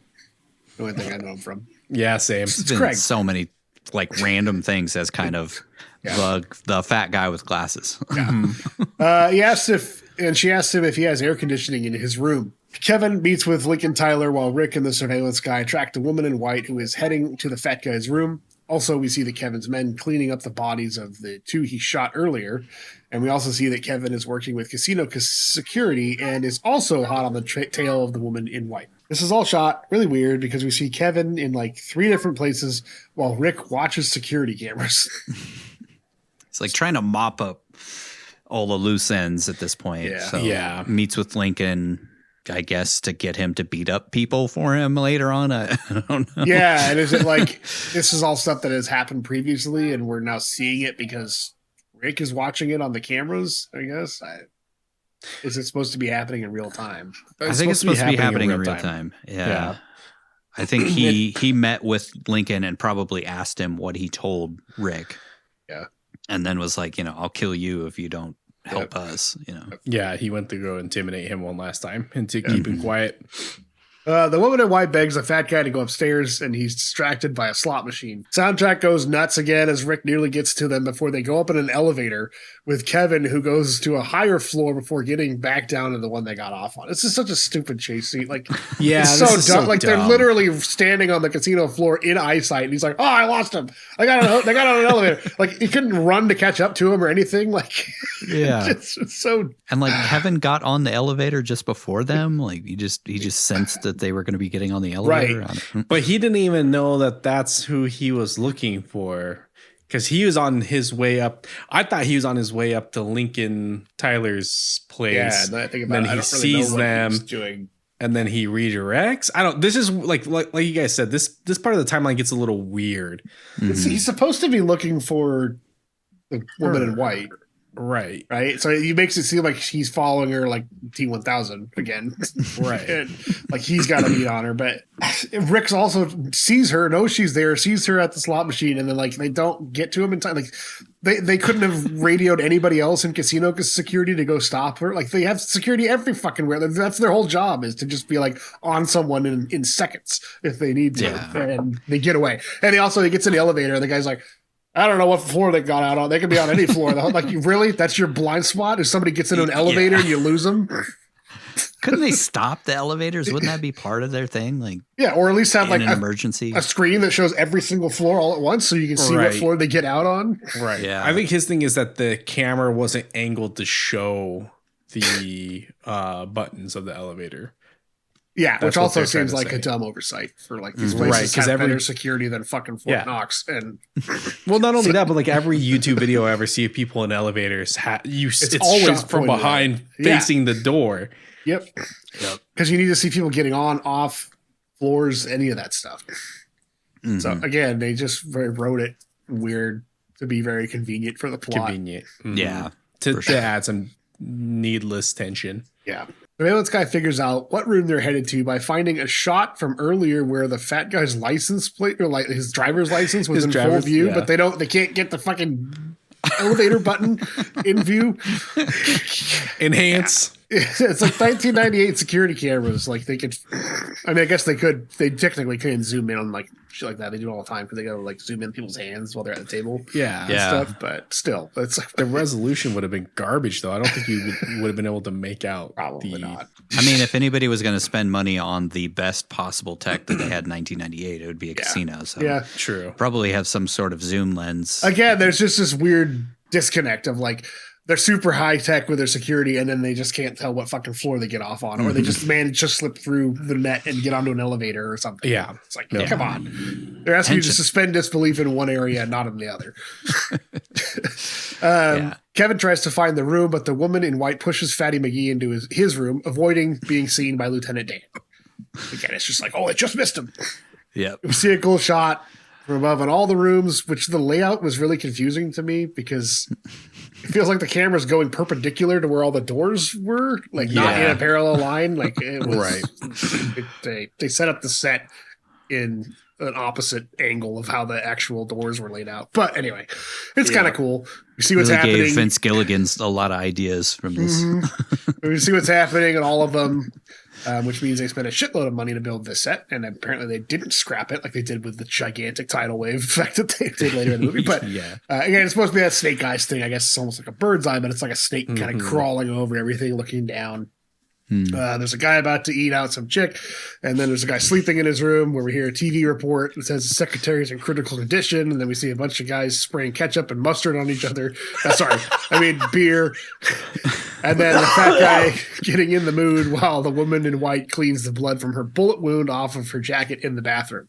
And then, like, from this point forward, the bullet wound in her arm is just gone. Like, it's just magically never brought up again, and she's not bleeding, and she has no injury whatsoever. She washed it out with tap water. I mean, that's good enough. She found a Jersey tap water video game health kit and just filled her HP back up. And it's like Metal Gear Solid 3. She just dug the bullet out. We see Rick and Kevin trying to get to the woman, and then we see the fat guy get pissed after she refuses to blow him. She tells him that she just needed a place to hide out for a bit, and he yells at her since she refuses to give him a knobber. Kevin hears shouting, and then the fat guy pushes her out of his room. Rick is waiting at the door and intercepts the woman in white while pushing the fat guy out into the hallway. Kevin sees the fat guy storming down the hall. We just call him the fat guy, even though it very clearly says his name in the movie. It's like Bob, and I don't remember what it is. It's like Bob or something. I can't remember. Craig from Malcolm in the Call Middle. Craig, yeah. Life is unfair, man. Kevin sees Craig storming down the hall while yelling that the hotel sucks, and then Craig tells the random admiral-looking guy that some dude busted into his room. Which he has the key. Why didn't he just go back into his room? He's a pacifist, man. Didn't run down the hallway and I was gonna say, Rick had the badge, right? Did he flash it to him or something? Like, I don't know. I was gonna say, did he pull a gun on him? But I think Kevin pulls a gun on him or when he gets in there. Anyway. Yeah. Convenient. It's so the story can happen. Yeah. It's some more tension because he's right outside the room. And then they somehow fucking teleport and get away. Yeah. How did they fucking get away? Kevin's like, what guy? Where? And then the fat guy leads him back to the room, which is only like 10 feet away. And once they get to the room, Kevin pulls out his gun with a silencer on it. Like, as the camera pans back, you hear like the door shut. And then it pans around the corner and they're just not there in the hall. They just like left the room and disappeared down the hallway. They're completely gone. Took him a long time to storm down the hallway there. Right. Yeah. You know, he's fat. He's slow. He's out of breath. He's angry. They get to the room. Kevin pulls out his gun with a silencer on it, which is even a red flag to this random fat guy. And then they see that no one's in the room. Kevin asks what the guy who busted in looks like, and we cut to Rick and the woman in a stairwell. So I guess we just assume that Kevin killed the guy.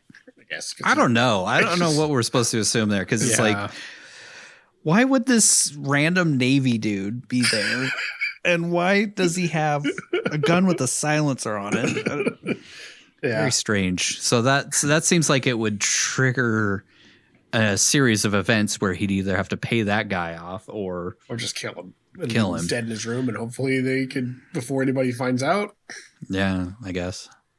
It's just he's like shit's unraveling for him very rapidly at this point, I suppose. So yeah, I mean it's all supposed to take place within. It's almost like real time throughout the film, but still.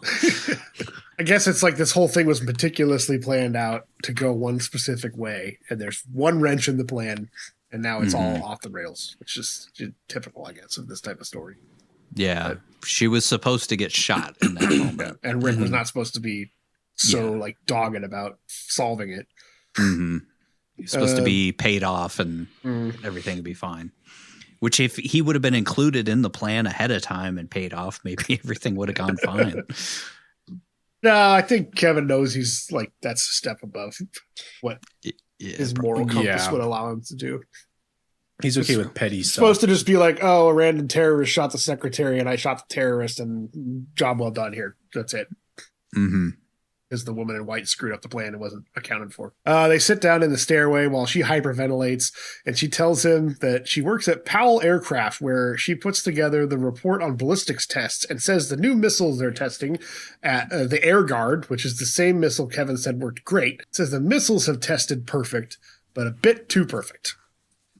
Because the tests were never perfect, and that she sent an anonymous email to Secretary Kirkland that she suspected the tests were doctored and that Kirkland told her to get him proof. He told him that she got the proof, and Kirkland told her to bring it to the fight and give it to him in person for some reason. And we flash back to the opening scene again. Just because so he had a plausible reason to be out in public, I guess, the random person could come up to him. I guess a way of making her feel safe because there's no way they would kill him and her in such a public setting, but of course they do. We see her watching Kevin follow the redhead away from Kirkland, and when she looks around the corner, she sees Kevin handing the terrorist guy a bag with the gun in it. Rick stops her and says he doesn't believe Kevin could be involved, but she's 100% positive. Rick is devastated that his friend might be part of the conspiracy, and when she continues, she tells him where the terrorist hid, and we see the woman in white telling Kirkland to look in the envelope where he'll find satellite images that don't match the official pictures originally given in the report. Got it? I was confused at this whole like trying to follow along. Yeah, it was like they set off something there that was more like a little bomb, but it wasn't like the missile tests. something like that. And the pictures were doctored later on to make it look much larger than it actually was. Well, something like that. I don't know. While Kirkland is looking at the proof, Kevin sets the assassination in motion by triggering the redneck guy to signal Lincoln Tyler and the terrorist guy. She tells the secretary that the air guard doesn't work and that they've been faking the results to get it approved immediately rather than go through all the necessary testing. Suddenly, the secretary is shot after he tells her that she'll be helping him send people to jail. Oh, and it's made clear that Powell, a.k.a. Kevin McCallister's dad, is also in on the conspiracy. We see Kevin shoot the terrorist guy. But he also runs the missile thing. He's like the head of the Powell thing, but he also is like runs, the main investor of this casino, and like it's very confusing. He runs the air defense company and then also runs the casino or owns a casino or something. We see Kevin shoot the terrorist guy and then plant the letter on him, which definitely seems like something someone would have seen, but whatever, especially because there were cameras directly on that part. We see it through cameras later. And also she's telling Rick this, but she was nowhere near that at the time. So right. How would she know that? She was face down on the ground with him on top of her. Right. Maybe we're just supposed to see it. Back in the stairwell, Rick asks her, "Who the hell do you think you are, lady? Sticking your nose in where it doesn't belong. You were a number cruncher. Just crunch the goddamn numbers." She's taken aback by his reactions, and she didn't expect a detective to react to her story like a Nick Cage character. But it's clear that Rick knows that she's telling the truth.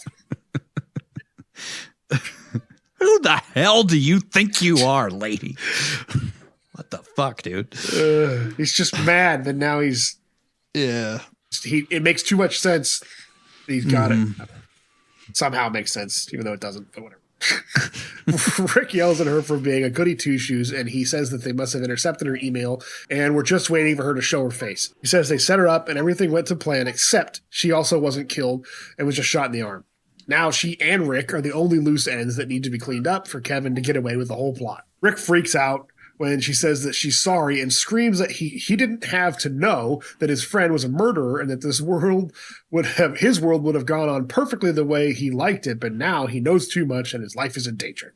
Man who knew too much. He says, "No matter which way I look, I have to do something I don't want to do. Do you understand? I do not want to do this." Rick puts his head in his hands and asks her some personal details before revealing that he knows Kevin Dunn and that he's the one of the most honorable dudes on the planet. And she's terrified that Rick's going to turn her over to Kevin, but for once in his life, Rick decides to do the right thing. It's almost like he's asking, like, does anybody know you? Like, do you have any friends, family? Because I could just let him kill you. Like, I don't know exactly what that was supposed to be, but she says those things to him later. Yeah. And I'm like, I don't know. Maybe that was just my interpretation of it. I'm like, I didn't get it, but also it kind of helps reinforce that her character is kind of naive and out of her element and doesn't realize that she just spilled the beans to another person who could easily kill her and make her disappear if he's in on the plot. Mm-hmm. Which she realizes when she's like, "Oh my God, you're his friend," or whatever. Yeah, she definitely has a moment of clarity there where she's like, it could have been somebody else. I don't know. Yeah. I couldn't and then see Rick my is like, "No, you definitely fucking knew." Yeah. And your glasses didn't get trampled to after you saw right. it. Yeah. One of the things I do like about this is just how he's really good at those details. They include that stuff subtly. Mm-hmm. Yeah. Act 3. Time to resolve some shit. Pal, the dad from Home Alone, meets with Kevin, not his son from Home Alone, but Lieutenant Dan, on that weird space set we saw earlier where Kevin says Rick has the girl. Pal is all like, "Kevin!" Because like in Home Alone, you know, remember that movie? Anyways, no, Pal actually says they should be all good since Kevin said Rick is controllable, and Kevin reassures him that Rick will do whatever he tells him.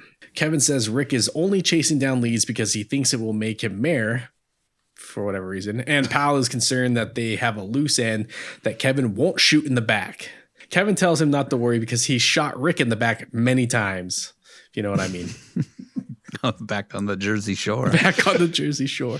Pal says Kirkland died, and he freaks out saying, "Now we got a goddamn Columbo running around."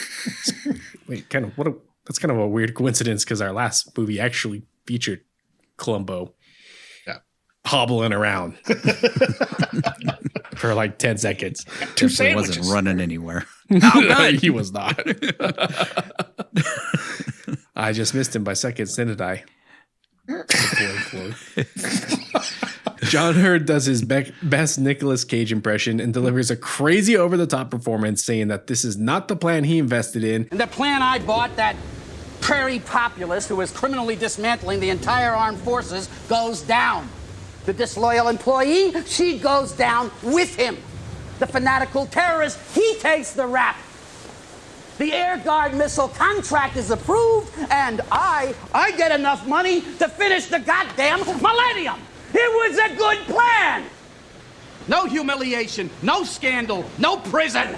Yeah, that scene took me out of the movie for a minute. Because like, whoa, did he? That was Nick his have big like moment, man. Competition?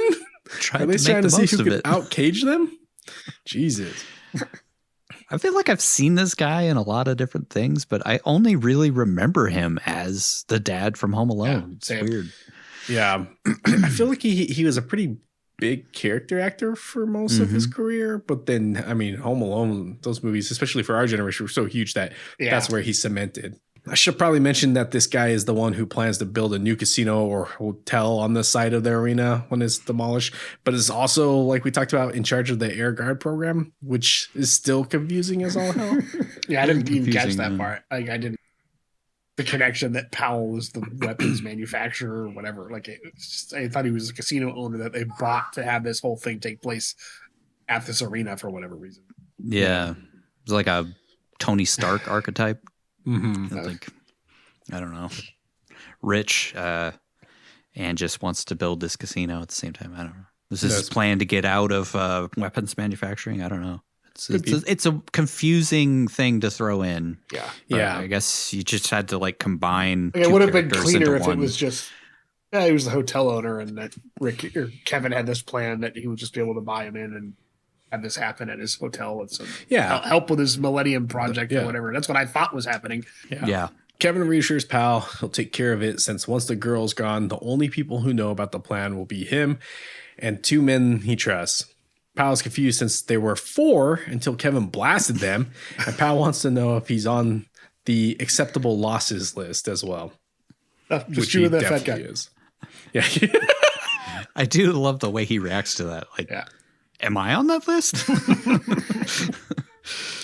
Yeah, you're definitely, he'll kill you. Spoilers though, this guy never gets busted. No, he actually makes it out, but they do say that he's being investigated later on. I don't think Rick would have pieced together that he was in on the plot. Yeah, because again, it doesn't make any sense. Yeah. We cut to Rick hiding the woman in white in some sort of like weird garage Millennium Falcon cargo hold or something. Yeah, and the woman in white like freaks a set out from like Batman Forever or something. That's so true, dude. Oh man, God, that is true. Tim Burton set. Yeah. And the woman in white freaks out since, like the rest of us, she's not sure if Rick is going to kill her or give her to Kevin so he can kill her or actually try to help her. We also should mention that in the previous scene, we saw that the rotating ball / logo that was on the casino has blown off the building in the storm. And it's pointed out to us again on a CCTV feed that Rick walks by near where he stashes the girl, which is also weird. There's like a line of TVs up there for some reason, but whatever. Maybe that's their idea of the future. It's like the one security camera that they have in this random loading area or whatever the hell this is supposed to be. I don't know. It's such a strange thing. I feel like it was like a makeshift shed or something. Yeah, I feel like it was they constructed it just for the reshot ending and they had to make it work. Yeah, so they were probably just out of money and they just made some cheap set. True. Mm-hmm. In the hallway, Lou runs up to Rick and gives him the $5,000 he said he'd give him if he let him break the story on pay-per-view or whatever. And Rick seems conflicted since I guess he's turning a corner on not being a piece of shit anymore. Rick wanders into the arena, then to the ring, and flashes back to the opening of the film again, where he remembers the call he got from the dipshit ring girl about looking for his lucky number.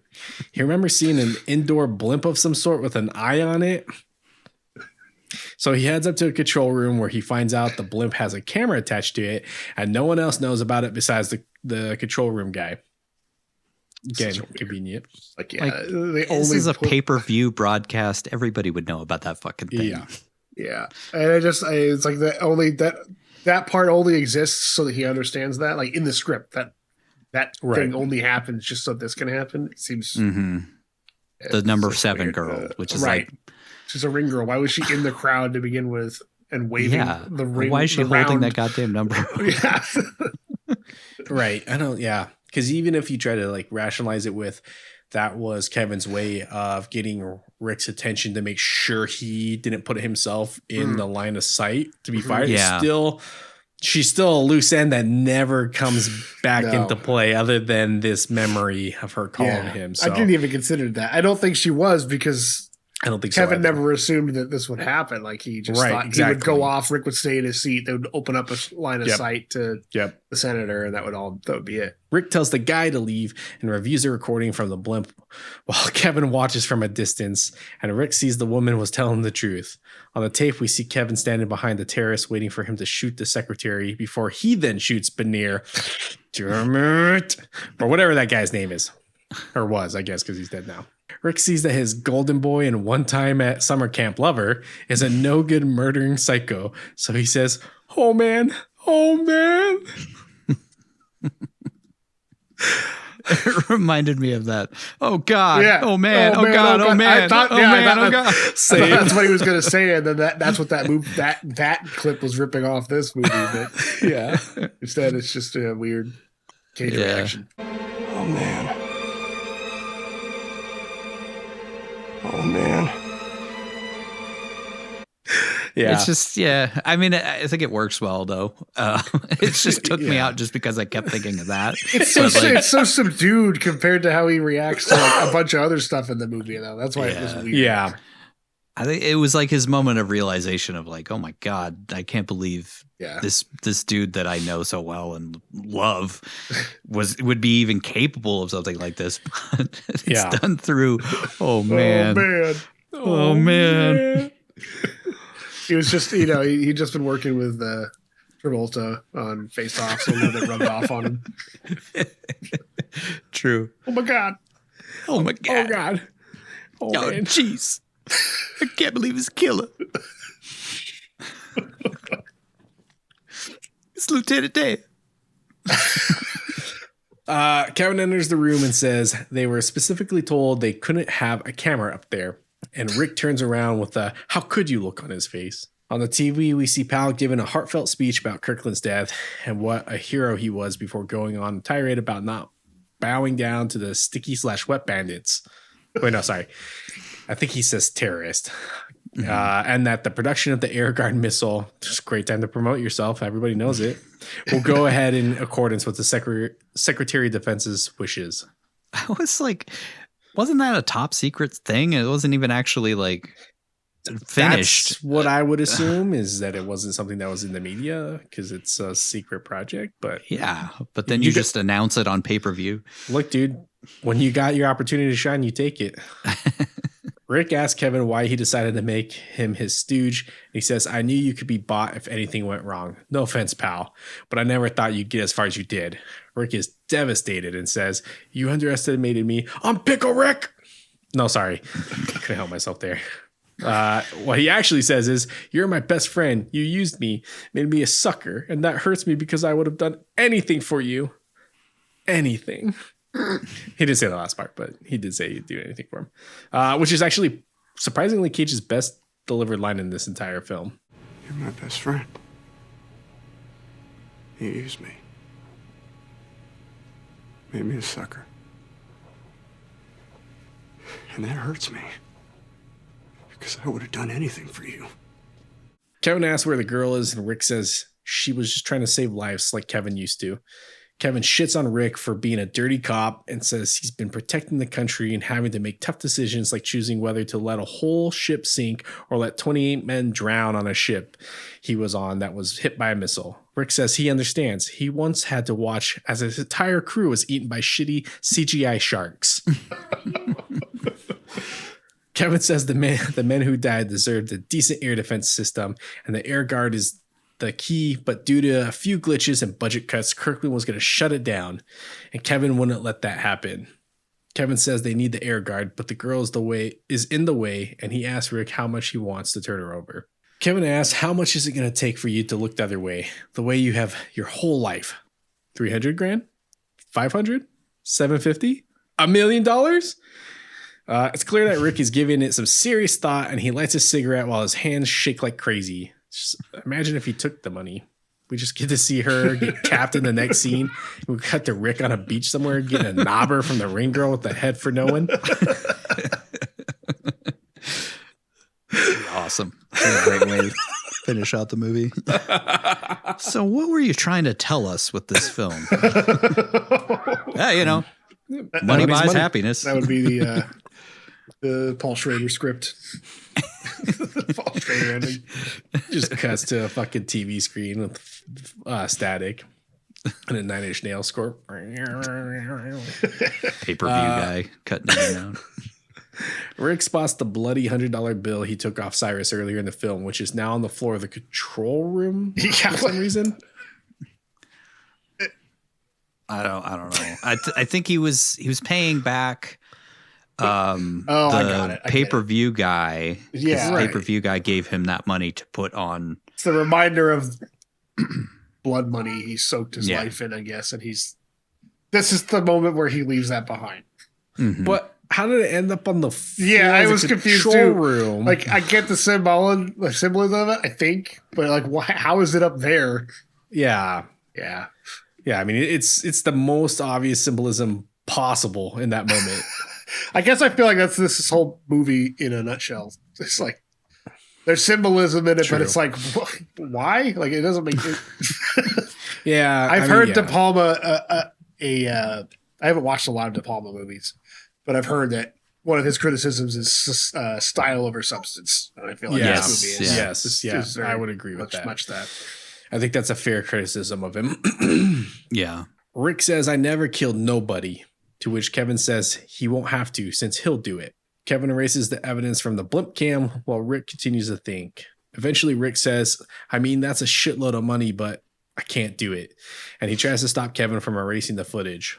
Kevin pulls a gun on his old pal, and Rick is shocked that his best friend would ever do something like that to him. Kevin takes Rick's gun, and it's clear he's devastated that Rick won't take the deal. Kevin begs Rick to reconsider, and Rick says, "What about Tyler? If he talked to me, he'll talk to somebody else." And on cue, again, we see Tyler standing in the doorway with Kevin's thugs. He's just part of his muscle now, I guess. Kevin says, "Lincoln and I have come to an understanding. You've got nothing, kiddo. Snake eyes." The house wins.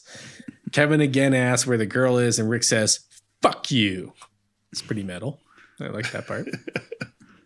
We cut to Lincoln beating the ever-loving shit out of Rick in the spot where Kevin killed the redneck and the redhead, which is actually funny enough coming to CW this fall. Redneck and the redhead. Even while getting his ass beaten, Nick manages to go full Cage, calling Lincoln a girly man and asking if he's really the champ. This is really the champ here? Is he really the champ? Kevin begs Rick to just take the deal, take the money, while saying he'll never be able to be mayor since the press will dig up all the shady shit Rick has done, his affairs, etc., and that his wife will leave him and he'll never get to see his son anymore, which is foreshadowing the unnecessary epilogue of this film. Kevin screams for Rick to tell him where the girl is, which prompts Rick to spit blood on Kevin's ribbons. Kevin knocks him out and takes the tracking device MacGuffin we saw in the opening of the film off of one of his security guys and puts it on Rick's back. This is one of the funniest fucking parts of the movie. If you notice that he like spits blood all over his ribbons and then he wipes off the ribbons and they're clean in the next scene. Yeah. Like they're fabric. I don't. I mean, I'm sure, it worked.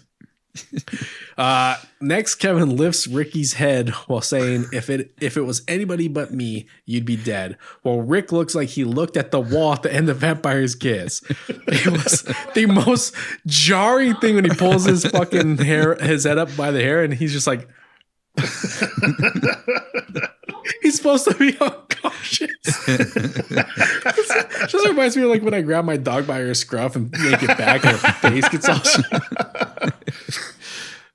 so fucking I love some of the acting decisions he makes. Just incredible. The decisions that Nick makes sometimes are just so good. Okay. Oh. All right.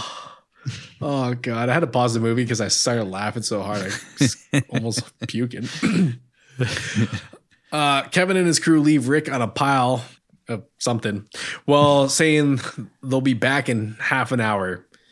But I guess this, of course, is a ruse to get Rick to lead him to the girl. Back in the cargo hold or wherever the fuck she is, the woman in white makes as much noise as humanly possible. And from Rick's POV, we see him get up while Kevin's henchmen lower the body of the woman in red into a barrel filled with freshly poured concrete. Rick drunkenly stumbles through the arena on his way to the girl while Kevin tracks his every move. And after bumping into every random object and fence and floor on the way to the girl, Rick eventually leads Kevin straight to her. This goes on for so long. It's so long. Tracking device. It's the tracking device they mentioned offhandedly at the start of the movie. It's come back to play, but it's also like he could have just followed him. He was so out of it that he does just follow him anyway. So yeah, he just followed him. He doesn't even need the fucking. He's tracker. like walking like 20 feet behind him the whole time. We see some crazy looking spear or something fly through the wall of the room the woman in white is in, knocking a big hole in the wall. And we see the reporter from the beginning of the film standing in front of the spear thing. The movie has been foreshadowing having something to do with then for like, I don't know, it was like 20, 30, 40, 70 minutes or something. They just keep cutting back to that thing. Yeah. Knowing that it has something to do with the end. Which I'm guessing in the tidal wave scene that it had much more to do with the end. Yeah. And like in this one, it just kind of makes the cops veer off. To the side. It does. So the original ending, it breaks loose and they're in like a tunnel. They're not in like this shed set that they had to build for it. And like it rolls down the tunnel and crushes, spoilers, we're going to talk about it later, but it rolls down the tunnel Indiana Jones style, like the boulder and stuff. So gotcha. Feels like it would have been a more interesting ending. I don't know. Oh, way more interesting. Yeah, it's not without its own criticisms, but I could also see why audiences didn't like it. Test audiences didn't like it, and they made them change it. But also changing it didn't make it any better. So I think the little spear things were like something to do with the design of the new Millennium building that they were trying to build or whatever. Yeah, I don't know. I just don't understand I remember seeing it in the plans or whatever. Spears. I just don't understand the importance of it flying through the wall because it literally has nothing to do with what happens next. I'd say, I guess, to foreshadow. I don't know. It's just so we can then zoom out and see the reporter. Maybe, yeah, so she can see outside the room. I don't know. Except she can't see; it's just blurry. She doesn't see anything. Yeah. The reporter says the tropical storm is officially a hurricane now, and Mr. Rick, makes goofy noises as he reaches the door where the girl is hiding while Kevin follows behind. Rick spots I couldn't tell, like, was he trying to say something or was he I think he was trying to say her name. Yeah, I thought, but I'm like, I don't think her name's ever been said. So they never give her name. And the shitty DVD I have didn't have subtitle options, so I couldn't tell what he was supposed to be trying to say. He's trying to say, he was trying to say girl or something because that's all he knows her by. Maybe. All right. Anyways, Rick spots Kevin's shadow behind him thanks to a lightning flash, and he turns around to confront his former best friend. So is there like a skylight or something in this garage? How does he see lightning in there? Who fucking knows? Who knows?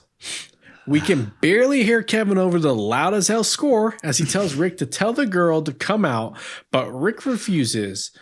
More succinctly, he says, no, I won't tell her I'm locked. So Kevin screams at him, get out of the way. Gary Sinise was Really channeling Nick in that delivery. The girl hears the psycho screaming outside the door, so she picks up a pipe or something. Rick lets Kevin have the girl and puts up his hands since he saw on the CCTV we saw earlier that the police are now on the boardwalk where the news crew is reporting just outside the door because they know fuck it. The spear thing starts rolling down the board. I believe at this point this is all reshot ending, so yeah. Kind of garbage. Yeah, you can tell. Yeah. It makes sense why it's terrible. Well, the sphere thing starts rolling down the boardwalk, and suddenly a huge wave comes over the wall and pushes the spear at the cops, who swerve to avoid it, which causes them to crash into the garage or whatever the girl is hiding in. As Rick opens the door, Rick and the woman in white dive under the cop van as Kevin shoots at them, which busts out the cop van window. The cops pull their guns and tell Kevin to drop his while he tells them that the woman is a suspect and is a threat to the security of the United States. The news camera crew come into the garage, because why not? Well, Kevin begs Rick to tell the cops that he's telling the truth, and Rick says, "Just look, Kevin, you got snake eyes." Kevin looks at Rick shocked before looking around at the scene, realizing he's caught, and then shooting himself in the heart. He pulls a Bud Dwyer and shoots himself live on TV. And then Santola says, "Hey man, nice shot." Put that in there for Patrick. I don't know if anybody would get it. All right, we'll it's pretty deep. It's 2 deep cut references. It's a deep cut reference to something that happened in, what was it, the 80s, right? And then 70s, a reference to a song that happened in the 90s. Yeah. We cut to a montage in the future where we watch exactly what Kevin said would happen to Rick go down. He gets honored for exposing what happened and saving the girl. Then the press finding out about his corrupt ways. Then we see Lou, who's now working for an NBC station, reporting on Rick being indicted before cutting to Rick running for it. Literally, like running, like just takes off like a bitch. Yeah. Also, we hear a report that Pal, Kevin McCallister's dad, not only survives, but is still in charge of the Air Guard missile program, but they're under investigation. So don't worry. I'm sure they'll get him. Oh, yeah. That's what happens to those people. Yeah. Yeah, they really get their just comeuppance. We cut to the boardwalk some more time in the future where we see Rick in front of the arena, which is being turned into the Millennium Casino or Hotel or whatever the fuck it is, which is still under construction or destruction. Don't know. Deconstruction. Like they're just deconstructing the arena and constructing. I thought they were constructing it at this point. Who knows? There's the pillar that it shows in the credits. True. The woman in white finds Rick and says a reporter told her where he'd be. What? I'm assuming that was Lou. Yeah. Why the fuck would he still be talking to Lou? Lou fucked him over. He's just hanging out. He likes to hang out in front of the arena. On the boardwalk. On the boardwalk. That's where he goes every day now. I don't know, man. I don't fucking know. It's ending, dudes. This is anyways, she says she's surprised Rick didn't move away from the sewer that is Atlantic City, and Rick says, "Actually, I'll be spending some time upstate, aka prison." She thanks him for saving her and is sorry it cost him everything. She says she testified in the Air Guard hearings and that the entire program is being dumped and Atlantic City will be great from now on. No. It won't, trust me. Rick tells her is like you just never even hear about Atlantic City anymore. No, it's rough. It's bad. It's bad. Rick tells her back 200 to 300 years ago, pirates used to put phony lighthouses by some big rocks so ships would crash and they would rob them blind. And only one thing has changed since then, is that the lighthouses are brighter. This is the ending. Like, this ending was trying so hard to be Chinatown. This ending they thought would work better than what they originally shot. No, this was the original ending, I think. This part. Yeah, because he says the line that doesn't make any goddamn sense with the actual stuff that we saw about well, I guess about drowning. I don't know if I actually called it out. No, I don't think you called it out in this. So he does. Yeah, he says a line about sometimes I think I'm still in that tunnel drowning in the water and I died there. Like, which makes no sense because the original ending was that they got flooded. The tunnel got flooded after the ball crashed through it and he almost drowned. Right. Okay. So. Okay, that makes sense. Things get flirty when she asks him the same personal questions that he asked her in the stairwell about her age, family, etc. And he asks if he can give her a call in like 12 to 18 months. She says she'd like that. And then they make out. Because, of course, he finds out she's like 15 years younger than him. And he's like, oh, yeah. Oh, nice. That was just Nick Cage. Allegedly. She walks away and he smiles to himself before saying, oh, what the hell? At least I got to be on TV. And we zoom in on some construction dudes being busted by the foreman for not working. And we watch them work for the duration of the credits while we slowly zoom in on some dude's hand while he's sensuously. What were you going to say? Sensuously? Sensually? No. And we watch them work for the duration of the credits while we slowly zoom in on some dude's hands while he sensuously strokes a concrete pillar before revealing the ring the woman in red was wearing embedded in it. The end. Yeah, fucking. Then ice shows up and snake eyes. Yeah, that's ring. It's your lucky crack bite. We have a Coppola questions before we move on. I have a lot of questions. I did just kind of catch myself at a certain point of like, I've already asked like 14 questions. I'm just going to pull back a little bit, but I'll just go quickly through these. Why didn't security immediately detain the woman covered in blood the second that they saw her in the lobby?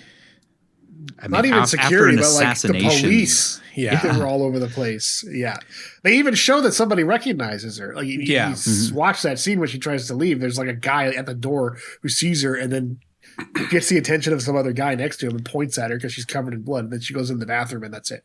Yeah, yeah. Just don't follow her in. Don't think that she would be a person of interest. Witness, something, a witness at the very least. Yeah, no, just. They had to keep the movie going. They wrote themselves in a corner and just let it go.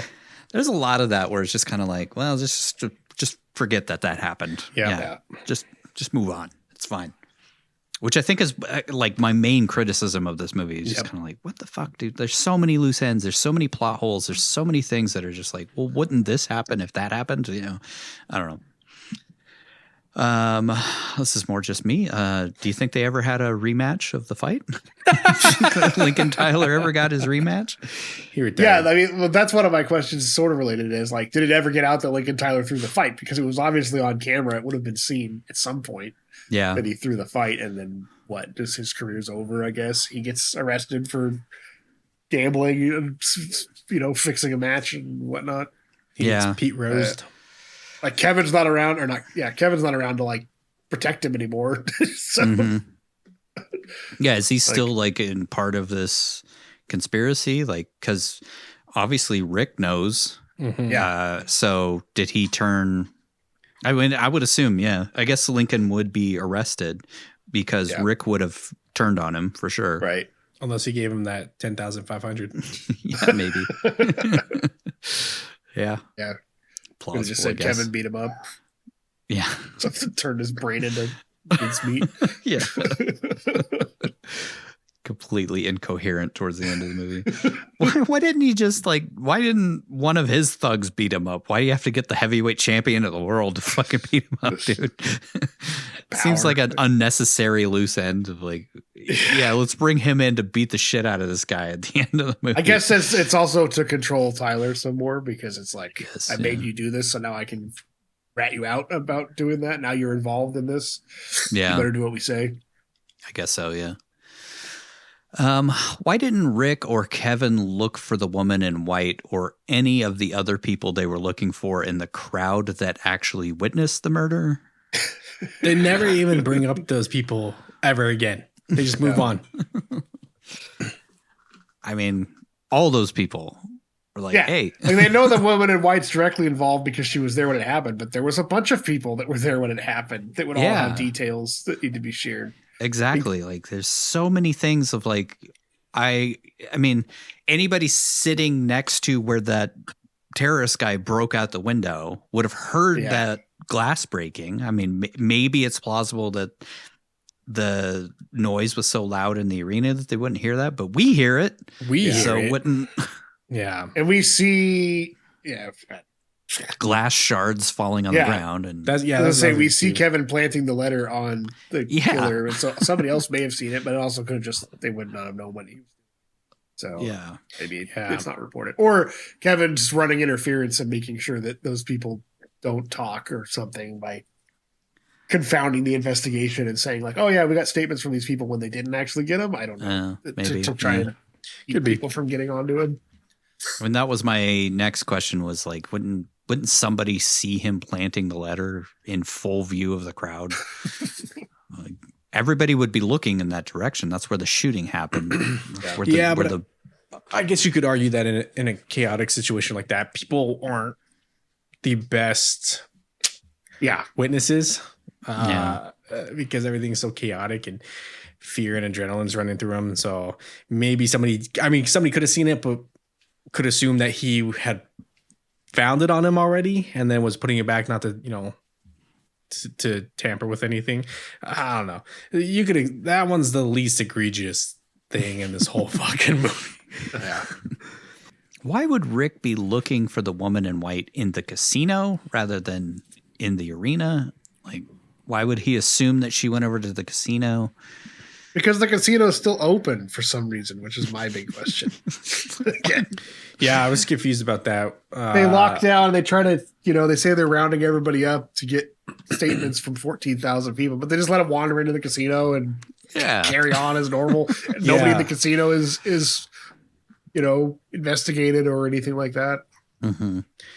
Yeah, that's. I think she snuck in there, which again is just terrible. It's a plot hole. But yeah, I don't know why he was looking in the casino versus in the freaking arena where she should have been secured. But you got to because moving along already checked everybody in the arena and she wasn't there or something. I don't know. And he decides to check in the casino as well. This one's like semi-tidy as far as length, so I wonder if there was a lot of things that were cut out. Of like, could be. Yeah. We checked everybody, and the woman in white wasn't there, so she must be in the casino, or she must still be here somewhere. I don't know. It seems like there's a lot of that in this film, where it's like details that were left out. I guess you could infer that they saw her run off. Those guards saw her run off, and then saw her running in the direction of the casino, and said, we believe she entered the casino.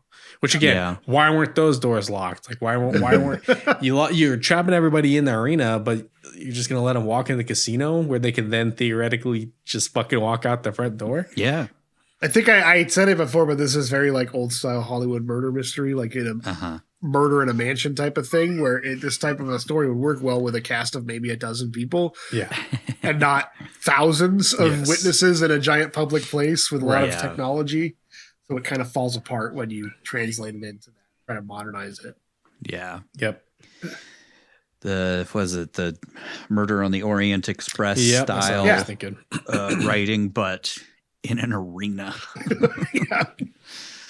I don't know if she actually saw it, but like, so in that moment when the woman in white sees Kevin as part of the conspiracy and they're putting on like earpieces and stuff, I feel like she saw the machine gun come out, because he had like a paper bag and he like pulls out the machine gun from that and gives it to Mohammed Banir or whatever. Yeah. I just don't understand how she would have seen it based off the way that she comes onto the screen to sit in that seat. She comes from the opposite angle, doesn't she? She doesn't come from the way that he chased the redhead.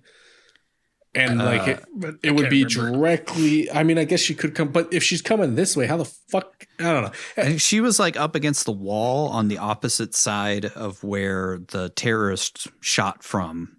So I think she just turned around the corner. But if she saw the machine gun, why didn't she tell anybody that there was a guy with a machine gun or whatever that is, a sniper rifle or whatever? Right. It was like it's just a gun. It's just like a rifle or something. It wasn't even like a long rifle.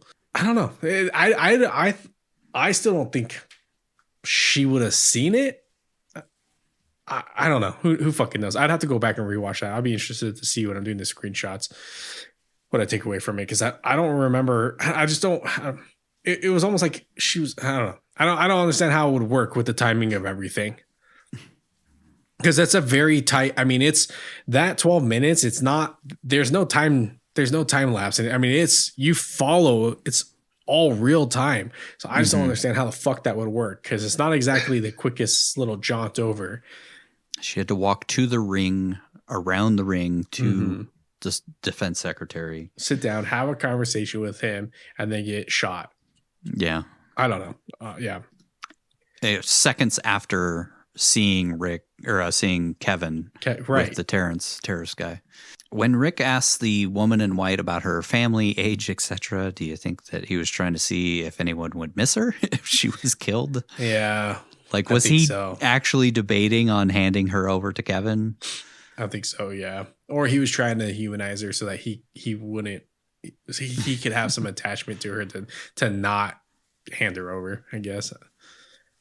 I just thought it was like normal investigator stuff, just trying to get some basic facts out about understanding who she is and what angle she might have or weaknesses that could be exploited, maybe.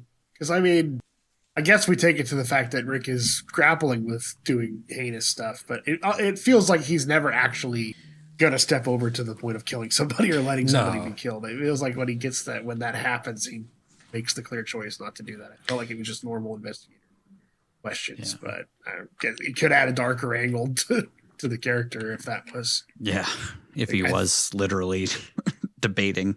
Yeah, I think he was just trying to figure out how she fit into everything and what possible motivation she has or exploitation could be used against her. Yeah, he's deciding whether or not to go full Vic Mackey or not. Yeah, I guess if he really was, I don't know. A better question would have been to ask her, do you choose a bear or a man?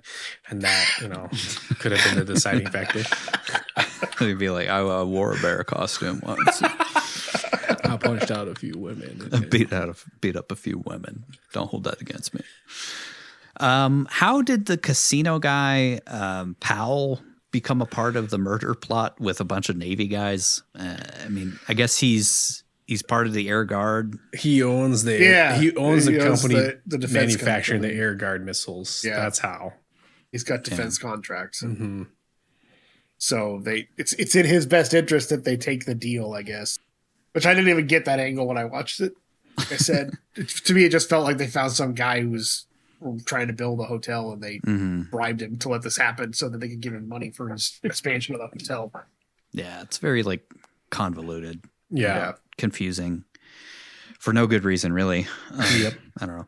Why would the ring girl call Rick in the middle of the fight? Yeah, and hold that really up felt round like it 7? Was some other thing that got cut. There was some other detail. They're part of the plot or the conspiracy there was or something. More to that story. I thought when I first watched the movie after having not seen it for 20 years, I was like, oh yeah, she's part of the conspiracy, and she was behind the scenes, working with Kevin the whole time, but no, it doesn't seem like it. No, that makes no sense that she would call him. Yeah, it's your lucky number.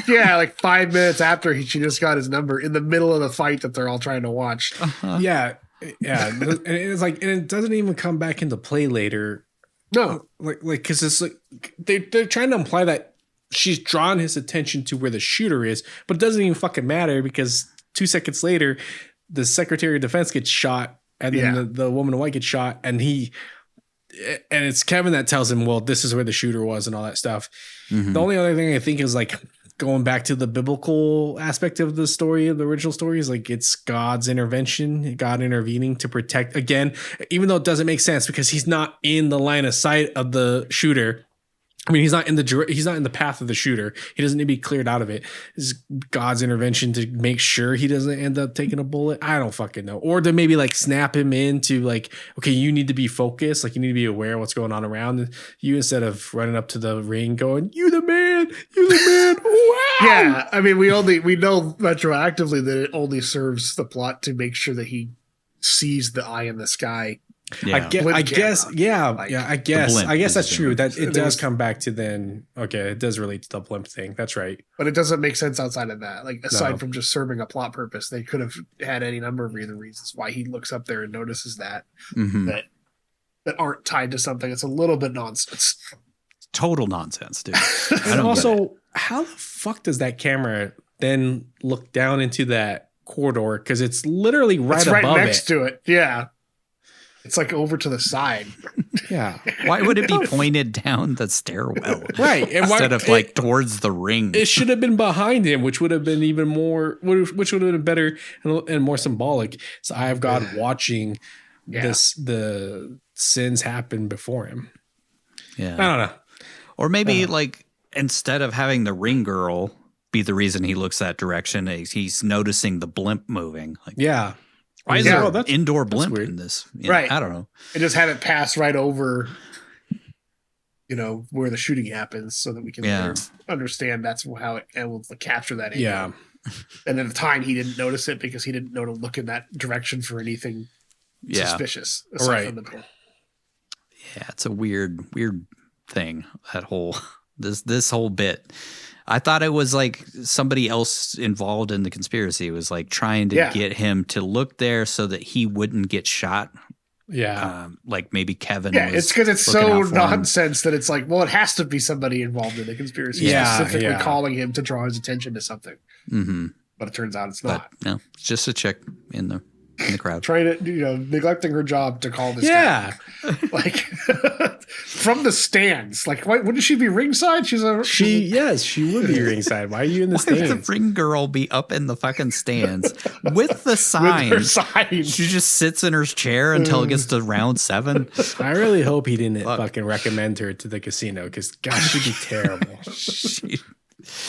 She's not getting a good job. That's for sure. Get you to work at PF Chang's over there. And then my final question is, so no one saw Kevin pull a gun on Rick in the control room that's overlooking the investigation that's happening? Right. Well, why would they be looking up? Yeah, I mean, maybe he's far enough back that they couldn't see that from that angle. Well, he pulls the gun on him like right in front of the window. Like, nobody saw that. Those two guys are just joshing around up there, dude. He's got a gun on him the entire time, too. Yeah. Maybe Kevin told everybody to get out before he went up there to confront.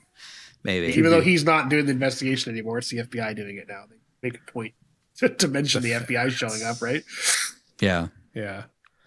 He's in the Navy, man. They have control over everybody. He's the guy that botched the entire thing anyway. Why would they should definitely still be listening to him instead of investigating him as part of why this happened. Yeah, he would be taken out to investigation. Or you would assume he would be taken out to investigation. And then NCIS would be investigating him. I mean, he shot the guy. At very least, he'd be on some kind of administrative leave. Yeah, that's true. That's true. He did. That is right. He did kill the guy, so they would sideline him for that. But the movie's got to happen.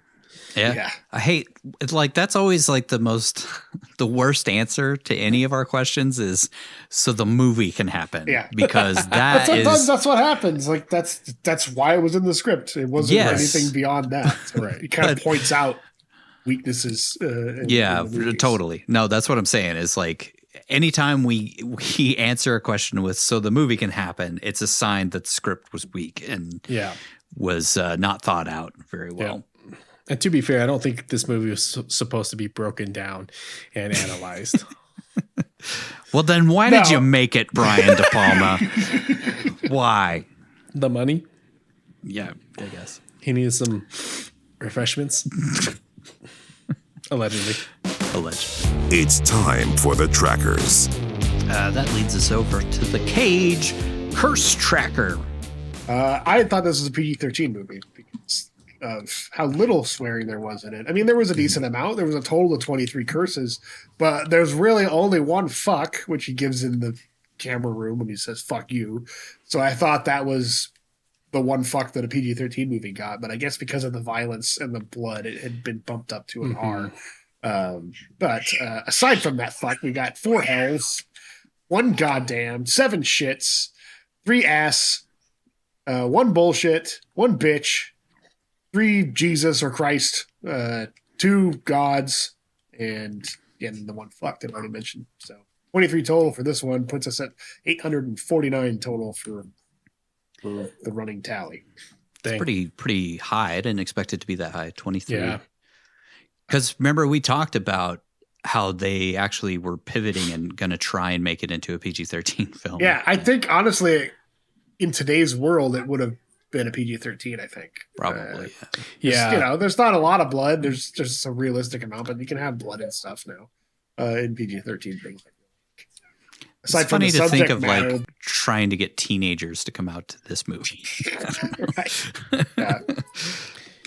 Yeah. Action, Nicolas Cage, I guess. I don't know. Sort of action. Sort of action. Yeah. Occasional action. Runtime, this was 98 minutes, which, like I said, I feel like they were very ambitious with their 98 minutes, but I do think that a lot of things were cut, and I think that's where a lot of the questions come from. I do feel like this is probably a better script than it ended up being a movie. And then that whole ending that was cut that could have been something completely different. Who the fuck knows? It's hard to imagine what this movie could have been, and we're never going to see another iteration of this ever. Nudity, I did not see anything in there. Guess the kind of a light R for this film. So I was like, when would you put nudity into this? Yeah. Talking about Cage's lovers or whatever. State and Country Tracker, this was solely in New Jersey. This entire film was in Atlantic City, which is I think our 3rd time between The Family Man and I think the first National Treasure. He swam across the Hudson into New Jersey. Yeah, that's right. Yeah. So I guess that's 4. That's 4. I thought they spent a part of Trapped in Paradise in Jersey, maybe New York.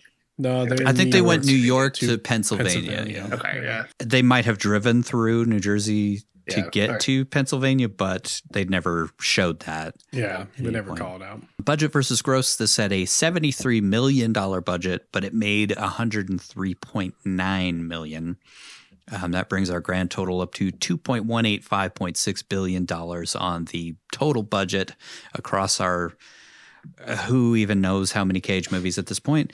And we have gross now $4.918.9 billion. Jeez. Closing in on 5. As far as our top grossing, this one is pretty high on the list, 103. There aren't a ton of $100+ million grossers on our list at this point.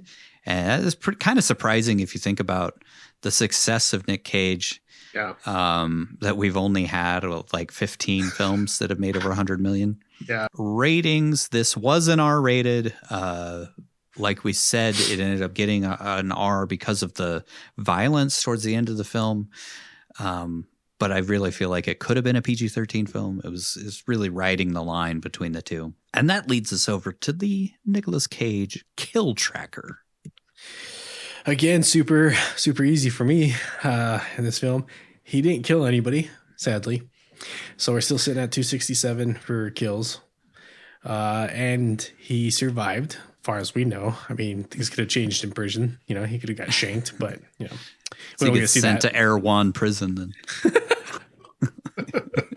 So he survived this one. So we're still sitting at 17 deaths over the however many movies we've done. So what did you think? Let's rank this film on the Cageometer. All right, that leads us to the most important question that we ask on this show. Vince, arbitrarily forever, where does Snake Eyes from 1998 rate on your Cageometer? Man, I was going to give the movie a 7 because I love this movie. I really do. It's one of my favorite Cage movies just because it's just so silly. up until we started breaking it down scene by scene, and then I was like, okay, I gotta drop this. I'm gonna drop it to the 6. Nostalgia had it a lot higher. Going back and actually diving into it, there's a lot of issues with the film that we talked about that we don't need to go into again. So that drops it down. I do love the pacing of it. It is paced so well, because if it had dwelled, I think it would have really lowered my score. So it's good pacing, over the top acting at times, but there were some good moments. There were some good acting. Lieutenant Dan was pretty good for the most part. He did have some cagey moments himself, but I thought he did a great job. Music was okay. There were times, like you talked about, the horns just don't fit the tone. Knowing what the original ending was supposed to be to what we got definitely hurts this movie. Now that I know that, it hurts me. But overall, still a pretty good movie, regulation movie, if I have to say myself. Cage's performance, oh man, I'll give him a 6.2. I feel like giving him a 7 might be a little bit too high, just because he was so cagey at the beginning. But the one thing I really did appreciate about his performance is I really do feel like he became more grounded throughout the film. And I don't know if that was intentional or not. It's hard to tell sometimes with Cage, but at the beginning, especially when it's, again, the physicality of Cage comes to play here. At the beginning, he's just over the top, just arrogant, douchey piece of shit. You find out cop. And then as he's going through the investigation, he becomes more human. And I feel like the moment he puts that white shirt on, he's a totally different person, and he starts really calming down. You really start seeing him become more human and more analytical, and you find out he's actually a pretty smart guy, even to his buddies' surprise. But then at the end you get back to Cage, where sometimes his physicality doesn't always match the tone of the movie. He's stumbling around for 20 minutes to get back there. I mean, he just get beaten up by the heavyweight champion of the world. I know. And I think part of the problem is that they really that scene went on way too long. And so, but I don't know. Anyway, so yeah, I'll give him a 6 in the movie, a 6 as well. I did really enjoy his performance more than I thought I would, looking at it with a more critical eye.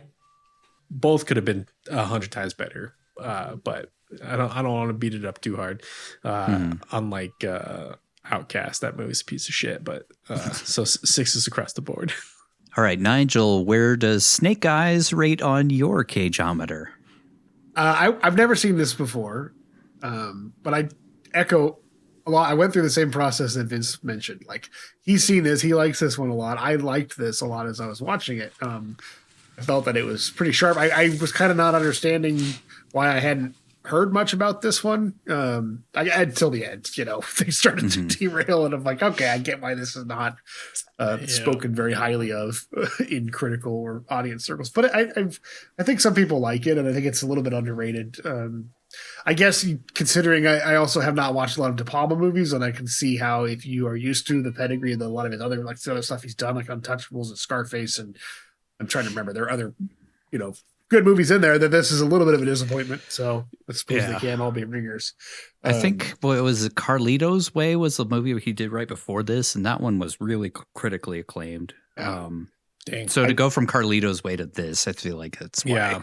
Yeah. I think that we'd mentioned there was a lot of biblical undertones of this, and themes and motifs that I think are a little bit lost. I could see that he's going for it, but we said the whole ending was supposed to be in his words, the only way to stop this level of corruption is for a literal act of God to come and wash it away.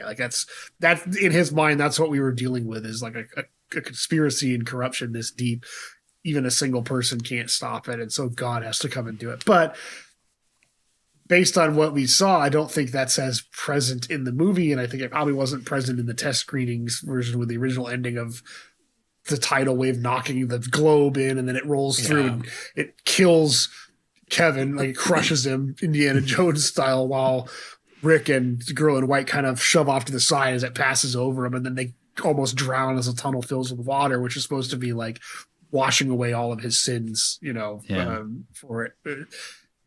And it's a very biblical, the giant flood coming through and wiping out, great areas of sin and stuff. But I don't know if that would be a better ending. That also feels kind of like, okay, sure. I mean, it's like the same criticism I gave to like Longlegs, where it kind of came like, oh, the devil's doing all of this. It's just, but it's like, oh, it's an act of God dealing with all this sin and stuff. It just kind of seems lame to me, but that was his original vision, and the studio kind of meddled with it a bit and changed it around. I can see how the ending kind of became nonsense, but at least in this ending, Kevin kind of kills himself out of his own actions finally catch up to him, and he ultimately has to kill himself over it and take that action himself rather than God doing it for him, I suppose.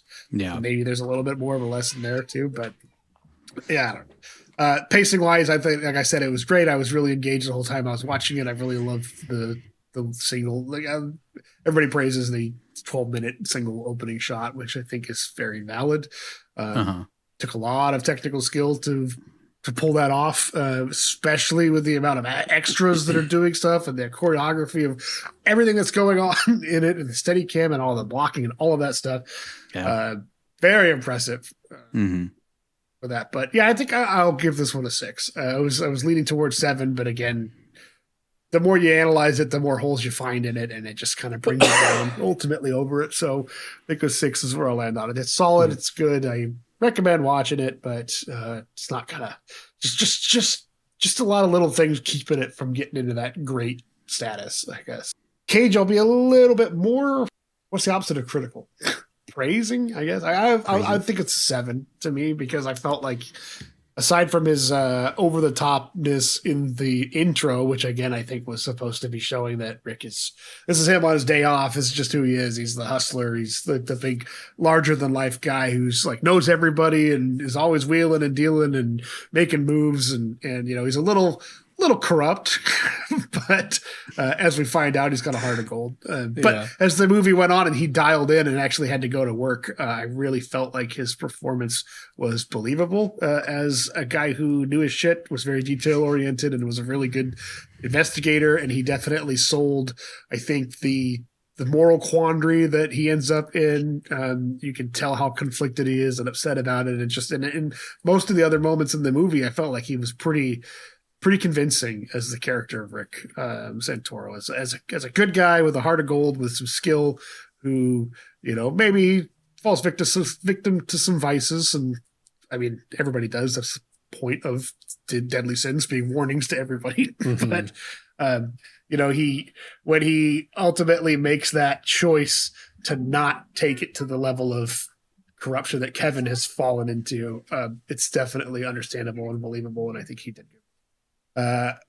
Again, his physical acting I thought was really good, especially after he got the shit kicked out of him by Tyler. Like, he definitely seems like somebody who's punch drunk with some mild brain damage and concussion and stuff, just stumbling around into it. Aside from the fact that sort of makes the ending kind of weird and clunky, but I think he did fine selling that. I really felt like he was somebody that got beat up.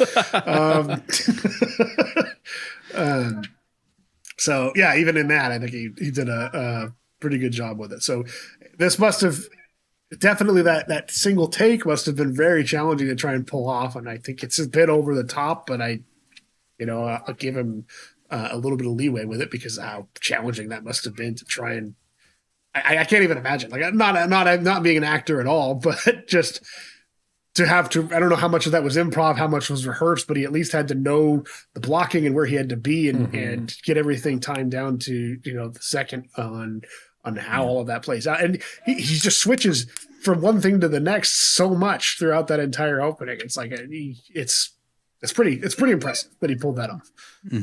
So I think that's very praising for that. And then it just, general, the more subdued and human side of Rick Santoro that we see as the movie goes along. I think he did a very good job with that as well. So yeah, I'll give him a 7. I think it's a good performance. Yeah, pulling that off from a technical standpoint, even just not even thinking about the performances of the actors, is extremely difficult. Getting that right time. It would be hard to pull that off in like a stage play atmosphere where they have to do everything, all at once. let alone the fact that he's going from so many different areas and moving from one thing to the other and doing so many different things physically. And, you know, it's pretty crazy that they were able to get that and execute that well. The balls to try and pull that off, to open your movie and set up the entire murder mystery. Yeah. Pretty incredible. On my Cageometer, I've waffled on this. Like Vince, I watched this a long time ago and I have like a lot of nostalgia for it. But like once I started breaking it down, I was like, wow, there are a lot of issues with this movie. And even like going through it with you guys, I found even more. Like there's even more things. Like when I was going through it, breaking it down, I was just like, Jesus, there's a lot of stuff that they didn't really think about, or they threw out, or they just didn't explain, or whatever. So I'm going to be a little bit more critical. I'm going to give it a 5. I think it deserves a 5 alone just for that opening shot, the 13-minute single take. But I just feel like overall it was just kind of like a lot of things got kind of muddled. And then at certain points, the pacing wasn't great to me, where I was just like, it's just kind of dragging in spots. I feel like there's a lot of little issues that I didn't really like. And I feel like there's a lot of things that I feel like could have been better. Like I didn't love the music. I didn't feel like the music's fit in a lot of the scenes. I feel like it was a little overpowering. Like we said in that crescendo at the end of the movie, you can't even hear Gary Sinise yelling at him because the music is just like going nuts. Yeah. There's like 3 scenes where I'm like, the music was so fucking insane that I was just like, whoa, calm down. What is going on? And it was like, didn't really fit the mood of it. No. Yeah. Cinematography, amazing. Editing was pretty solid, though I feel like they probably had to change a lot of things that were supposed to be explained that weren't explained because they had to cut this thing down. I feel like that was probably a studio note, was like, this is really long and boring. Can we bring it down to 98? You know, I do feel like Brian De Palma is famous for having pretty long films and very like ambitious projects, where it's like he probably wanted this thing to be 3 hours long and had to cut it down to 98. So I guess editing wise, that was a pretty tall feat to pull off. Acting was pretty solid across the board. I feel like Gary Sinise is a little wooden at times, but that's when he turns into psycho mode. He's kind of, just kind of a cold-blooded killer at that point. I don't like the reveal, the way that they did the reveal. I hated that. Agreed. I was like, what? So we're just giving it away that easy? Like, yeah. I forgot. And it was really early on too. Yeah, it's like the first third of the movie, or it seems like, I can't remember what it'd be. It's revealed in Act 1 that he's the bad guy. Yeah, isn't it like at the very end of Act 1? It's like, yeah, that's where Act 1 wraps up. Is that the reveal of him killing the redneck and redhead? Yeah. So I don't know, man. I don't know. It's not a perfect movie. It's not a great movie in my opinion after watching it after so many years. But it is a fun movie and it's a solid movie. It's just kind of middle of the road in my opinion. So I think I'll stick with a 5. As far as Nick, I agree with your guys' points. He's on off-duty mode at the beginning of the movie, but is so fucking over the top at points where I was just like, I cannot give him higher than a 6. So that's where I'm going to land. Is like, he took me so out of so many moments in the movie where I was just like, Lincoln Tyler, like, dude, calm down. Like, bring it down. You're at like 15. We need you at like 5, 6 in this moment. Like, bring it down, man. Yeah. Like, there's so many moments, so many cagey moments in this film. It's just like, he does a good job of doing that switch. Like you guys said, of like, he goes from off-duty mode, he's so full of himself and so cocky and like, I'm the king of everything, but really he's just a pawn in the scheme of everything that's going on. So he does a good job of switching that. But like, even in the moment when he first switches into detective mode and he goes in and confronts Lincoln Tyler, like that scene is also like really fucking over the top. And I'm like, is this effective in a investigation? I don't know. So like from that point on, I feel like his acting is amazing. From after that scene, when he realizes there's more going on than what he thought, I think he does an incredible job, maybe aside from some of the final moments in the movie. Snake eyes. I don't like. I'm not even like critical of that because he would have been. His brain was mush at that point. Yeah. It's mostly that final scene where he's like talking to the girl on the boardwalk, where I'm just like, God damn, dude, you're. I don't know. I also blame De Palma for that because like he was really trying to make that Chinatown and it was not. Yeah, I can't give him higher than a 6 just because of like the so over the fucking top at points, which is why we love him. But at the same time, it's like kind of took me out of the movie, and like everything that they were trying to set up here, I feel like you almost like lose track of what's happening just because of how fucking insane Rick Santoro is through the opening of the movie. So I'm landing at a 6.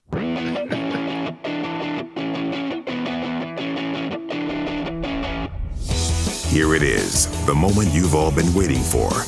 These are the cagiest moments of the film. My hair looks like shit. I'm on TV. I'm on TV. Rick, for Christ's sake, I'm on in 30 seconds, will ya? I think people would vote for this face, don't you? Yeah, That's the only way you get anywhere these days. You gotta get your big, fat smile all over the tube. Hi, Rick Santoro. Hello, Richard Santoro. I'm Ricky! Hey, shameless. Monique, you can't say that on a cell phone. Yummy. Tyler! Woo! Neptune high, right? Check it out right here! Go Sea Devils! You and me, Tyler! Yeah! Go Tyler! Go Tyler! Go Tyler! Go! Go Tyler! Go Tyler! Go Tyler! Whoa! Lincoln Tyler! Lincoln Tyler! Lincoln! Ow! Yeah, sure, if they're open. With extra cheese? I don't care. I don't care. I'm not gonna eat it. Pepperoni, sausage, Canadian bacon. Listen, why don't you just get the deluxe and save time, all right? Look, I got business. Call me back in 5. There he is! You got a pass, sir? It's all right. He's with me. There's the man whose life I want! You're late. Ow! Yeah! Ow! Yeah! Yeah, Lincoln! Yeah, baby! Go, baby! Yeah! Leaving my post is dereliction of duty. It's gross You negligence. killed the assassin. You saved the day. Plus, I can have $2,000 cash in an hour and a half. You are a disgusting human being. Hey, $5,000 in an hour. Congratulations, Lou. Yes. You're the guy.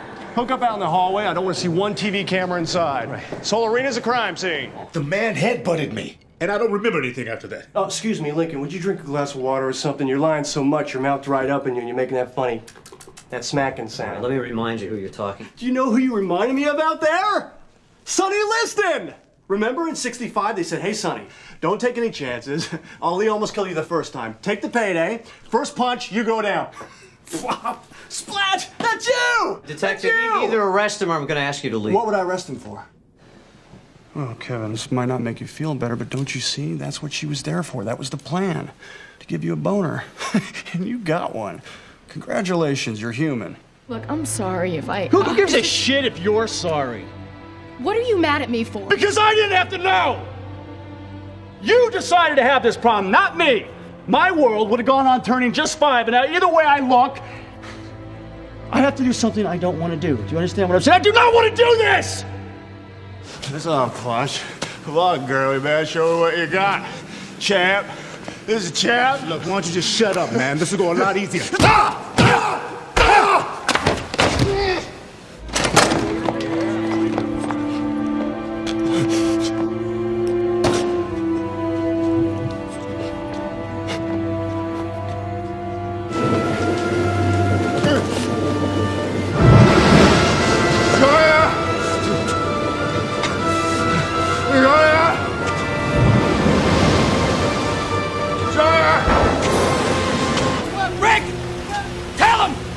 Please! For God's sake! Tell him what we got here! Ain't no we, Kevin. You got snake eyes. Put the gun down, sir! That's it for this episode of One Cage at a Time. As always, be sure to drop us an email at onecagepodcast@gmail.com to let us know if we missed anything, which I'm sure there's a lot of things that we missed. I would love to hear any other things that people throw in there, especially like behind the scenes stuff. Or hit us up with suggestions to improve the show, comments, compliments, or simply to gush about the legend that is Nicolas Cage.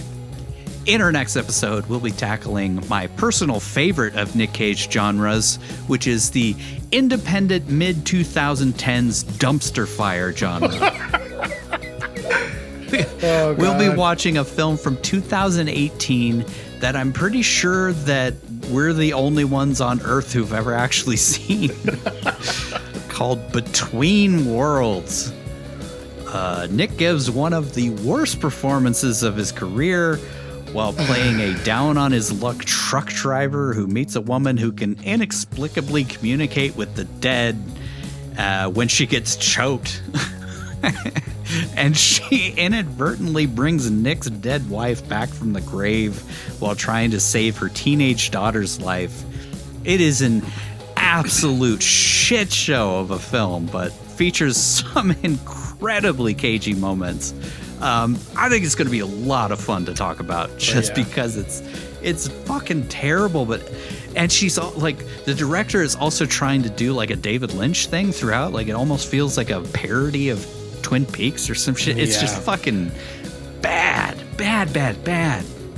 but really good at the same time. Like bad in a way where it just wraps all the way around and you're just like, I can't hate it just because it makes me laugh so much of how shitty it is. Anyways, make sure you check it out wherever fine films are sold or on your streaming service of choice. Until then, we'll say goodbye the way we do each and every episode with our Nicolas Cage quote of the film.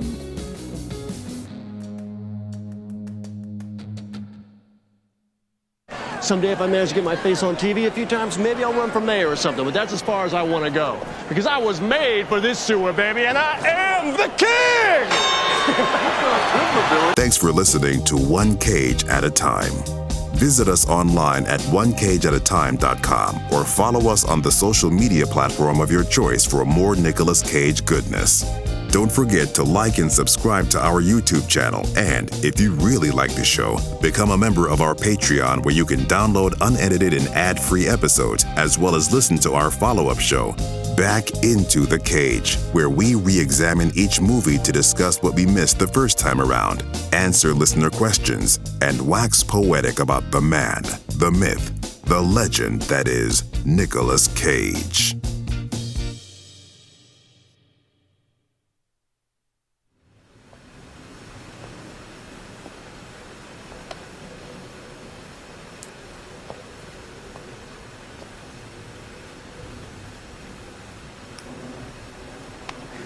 If it was anybody but me, you'd be dead.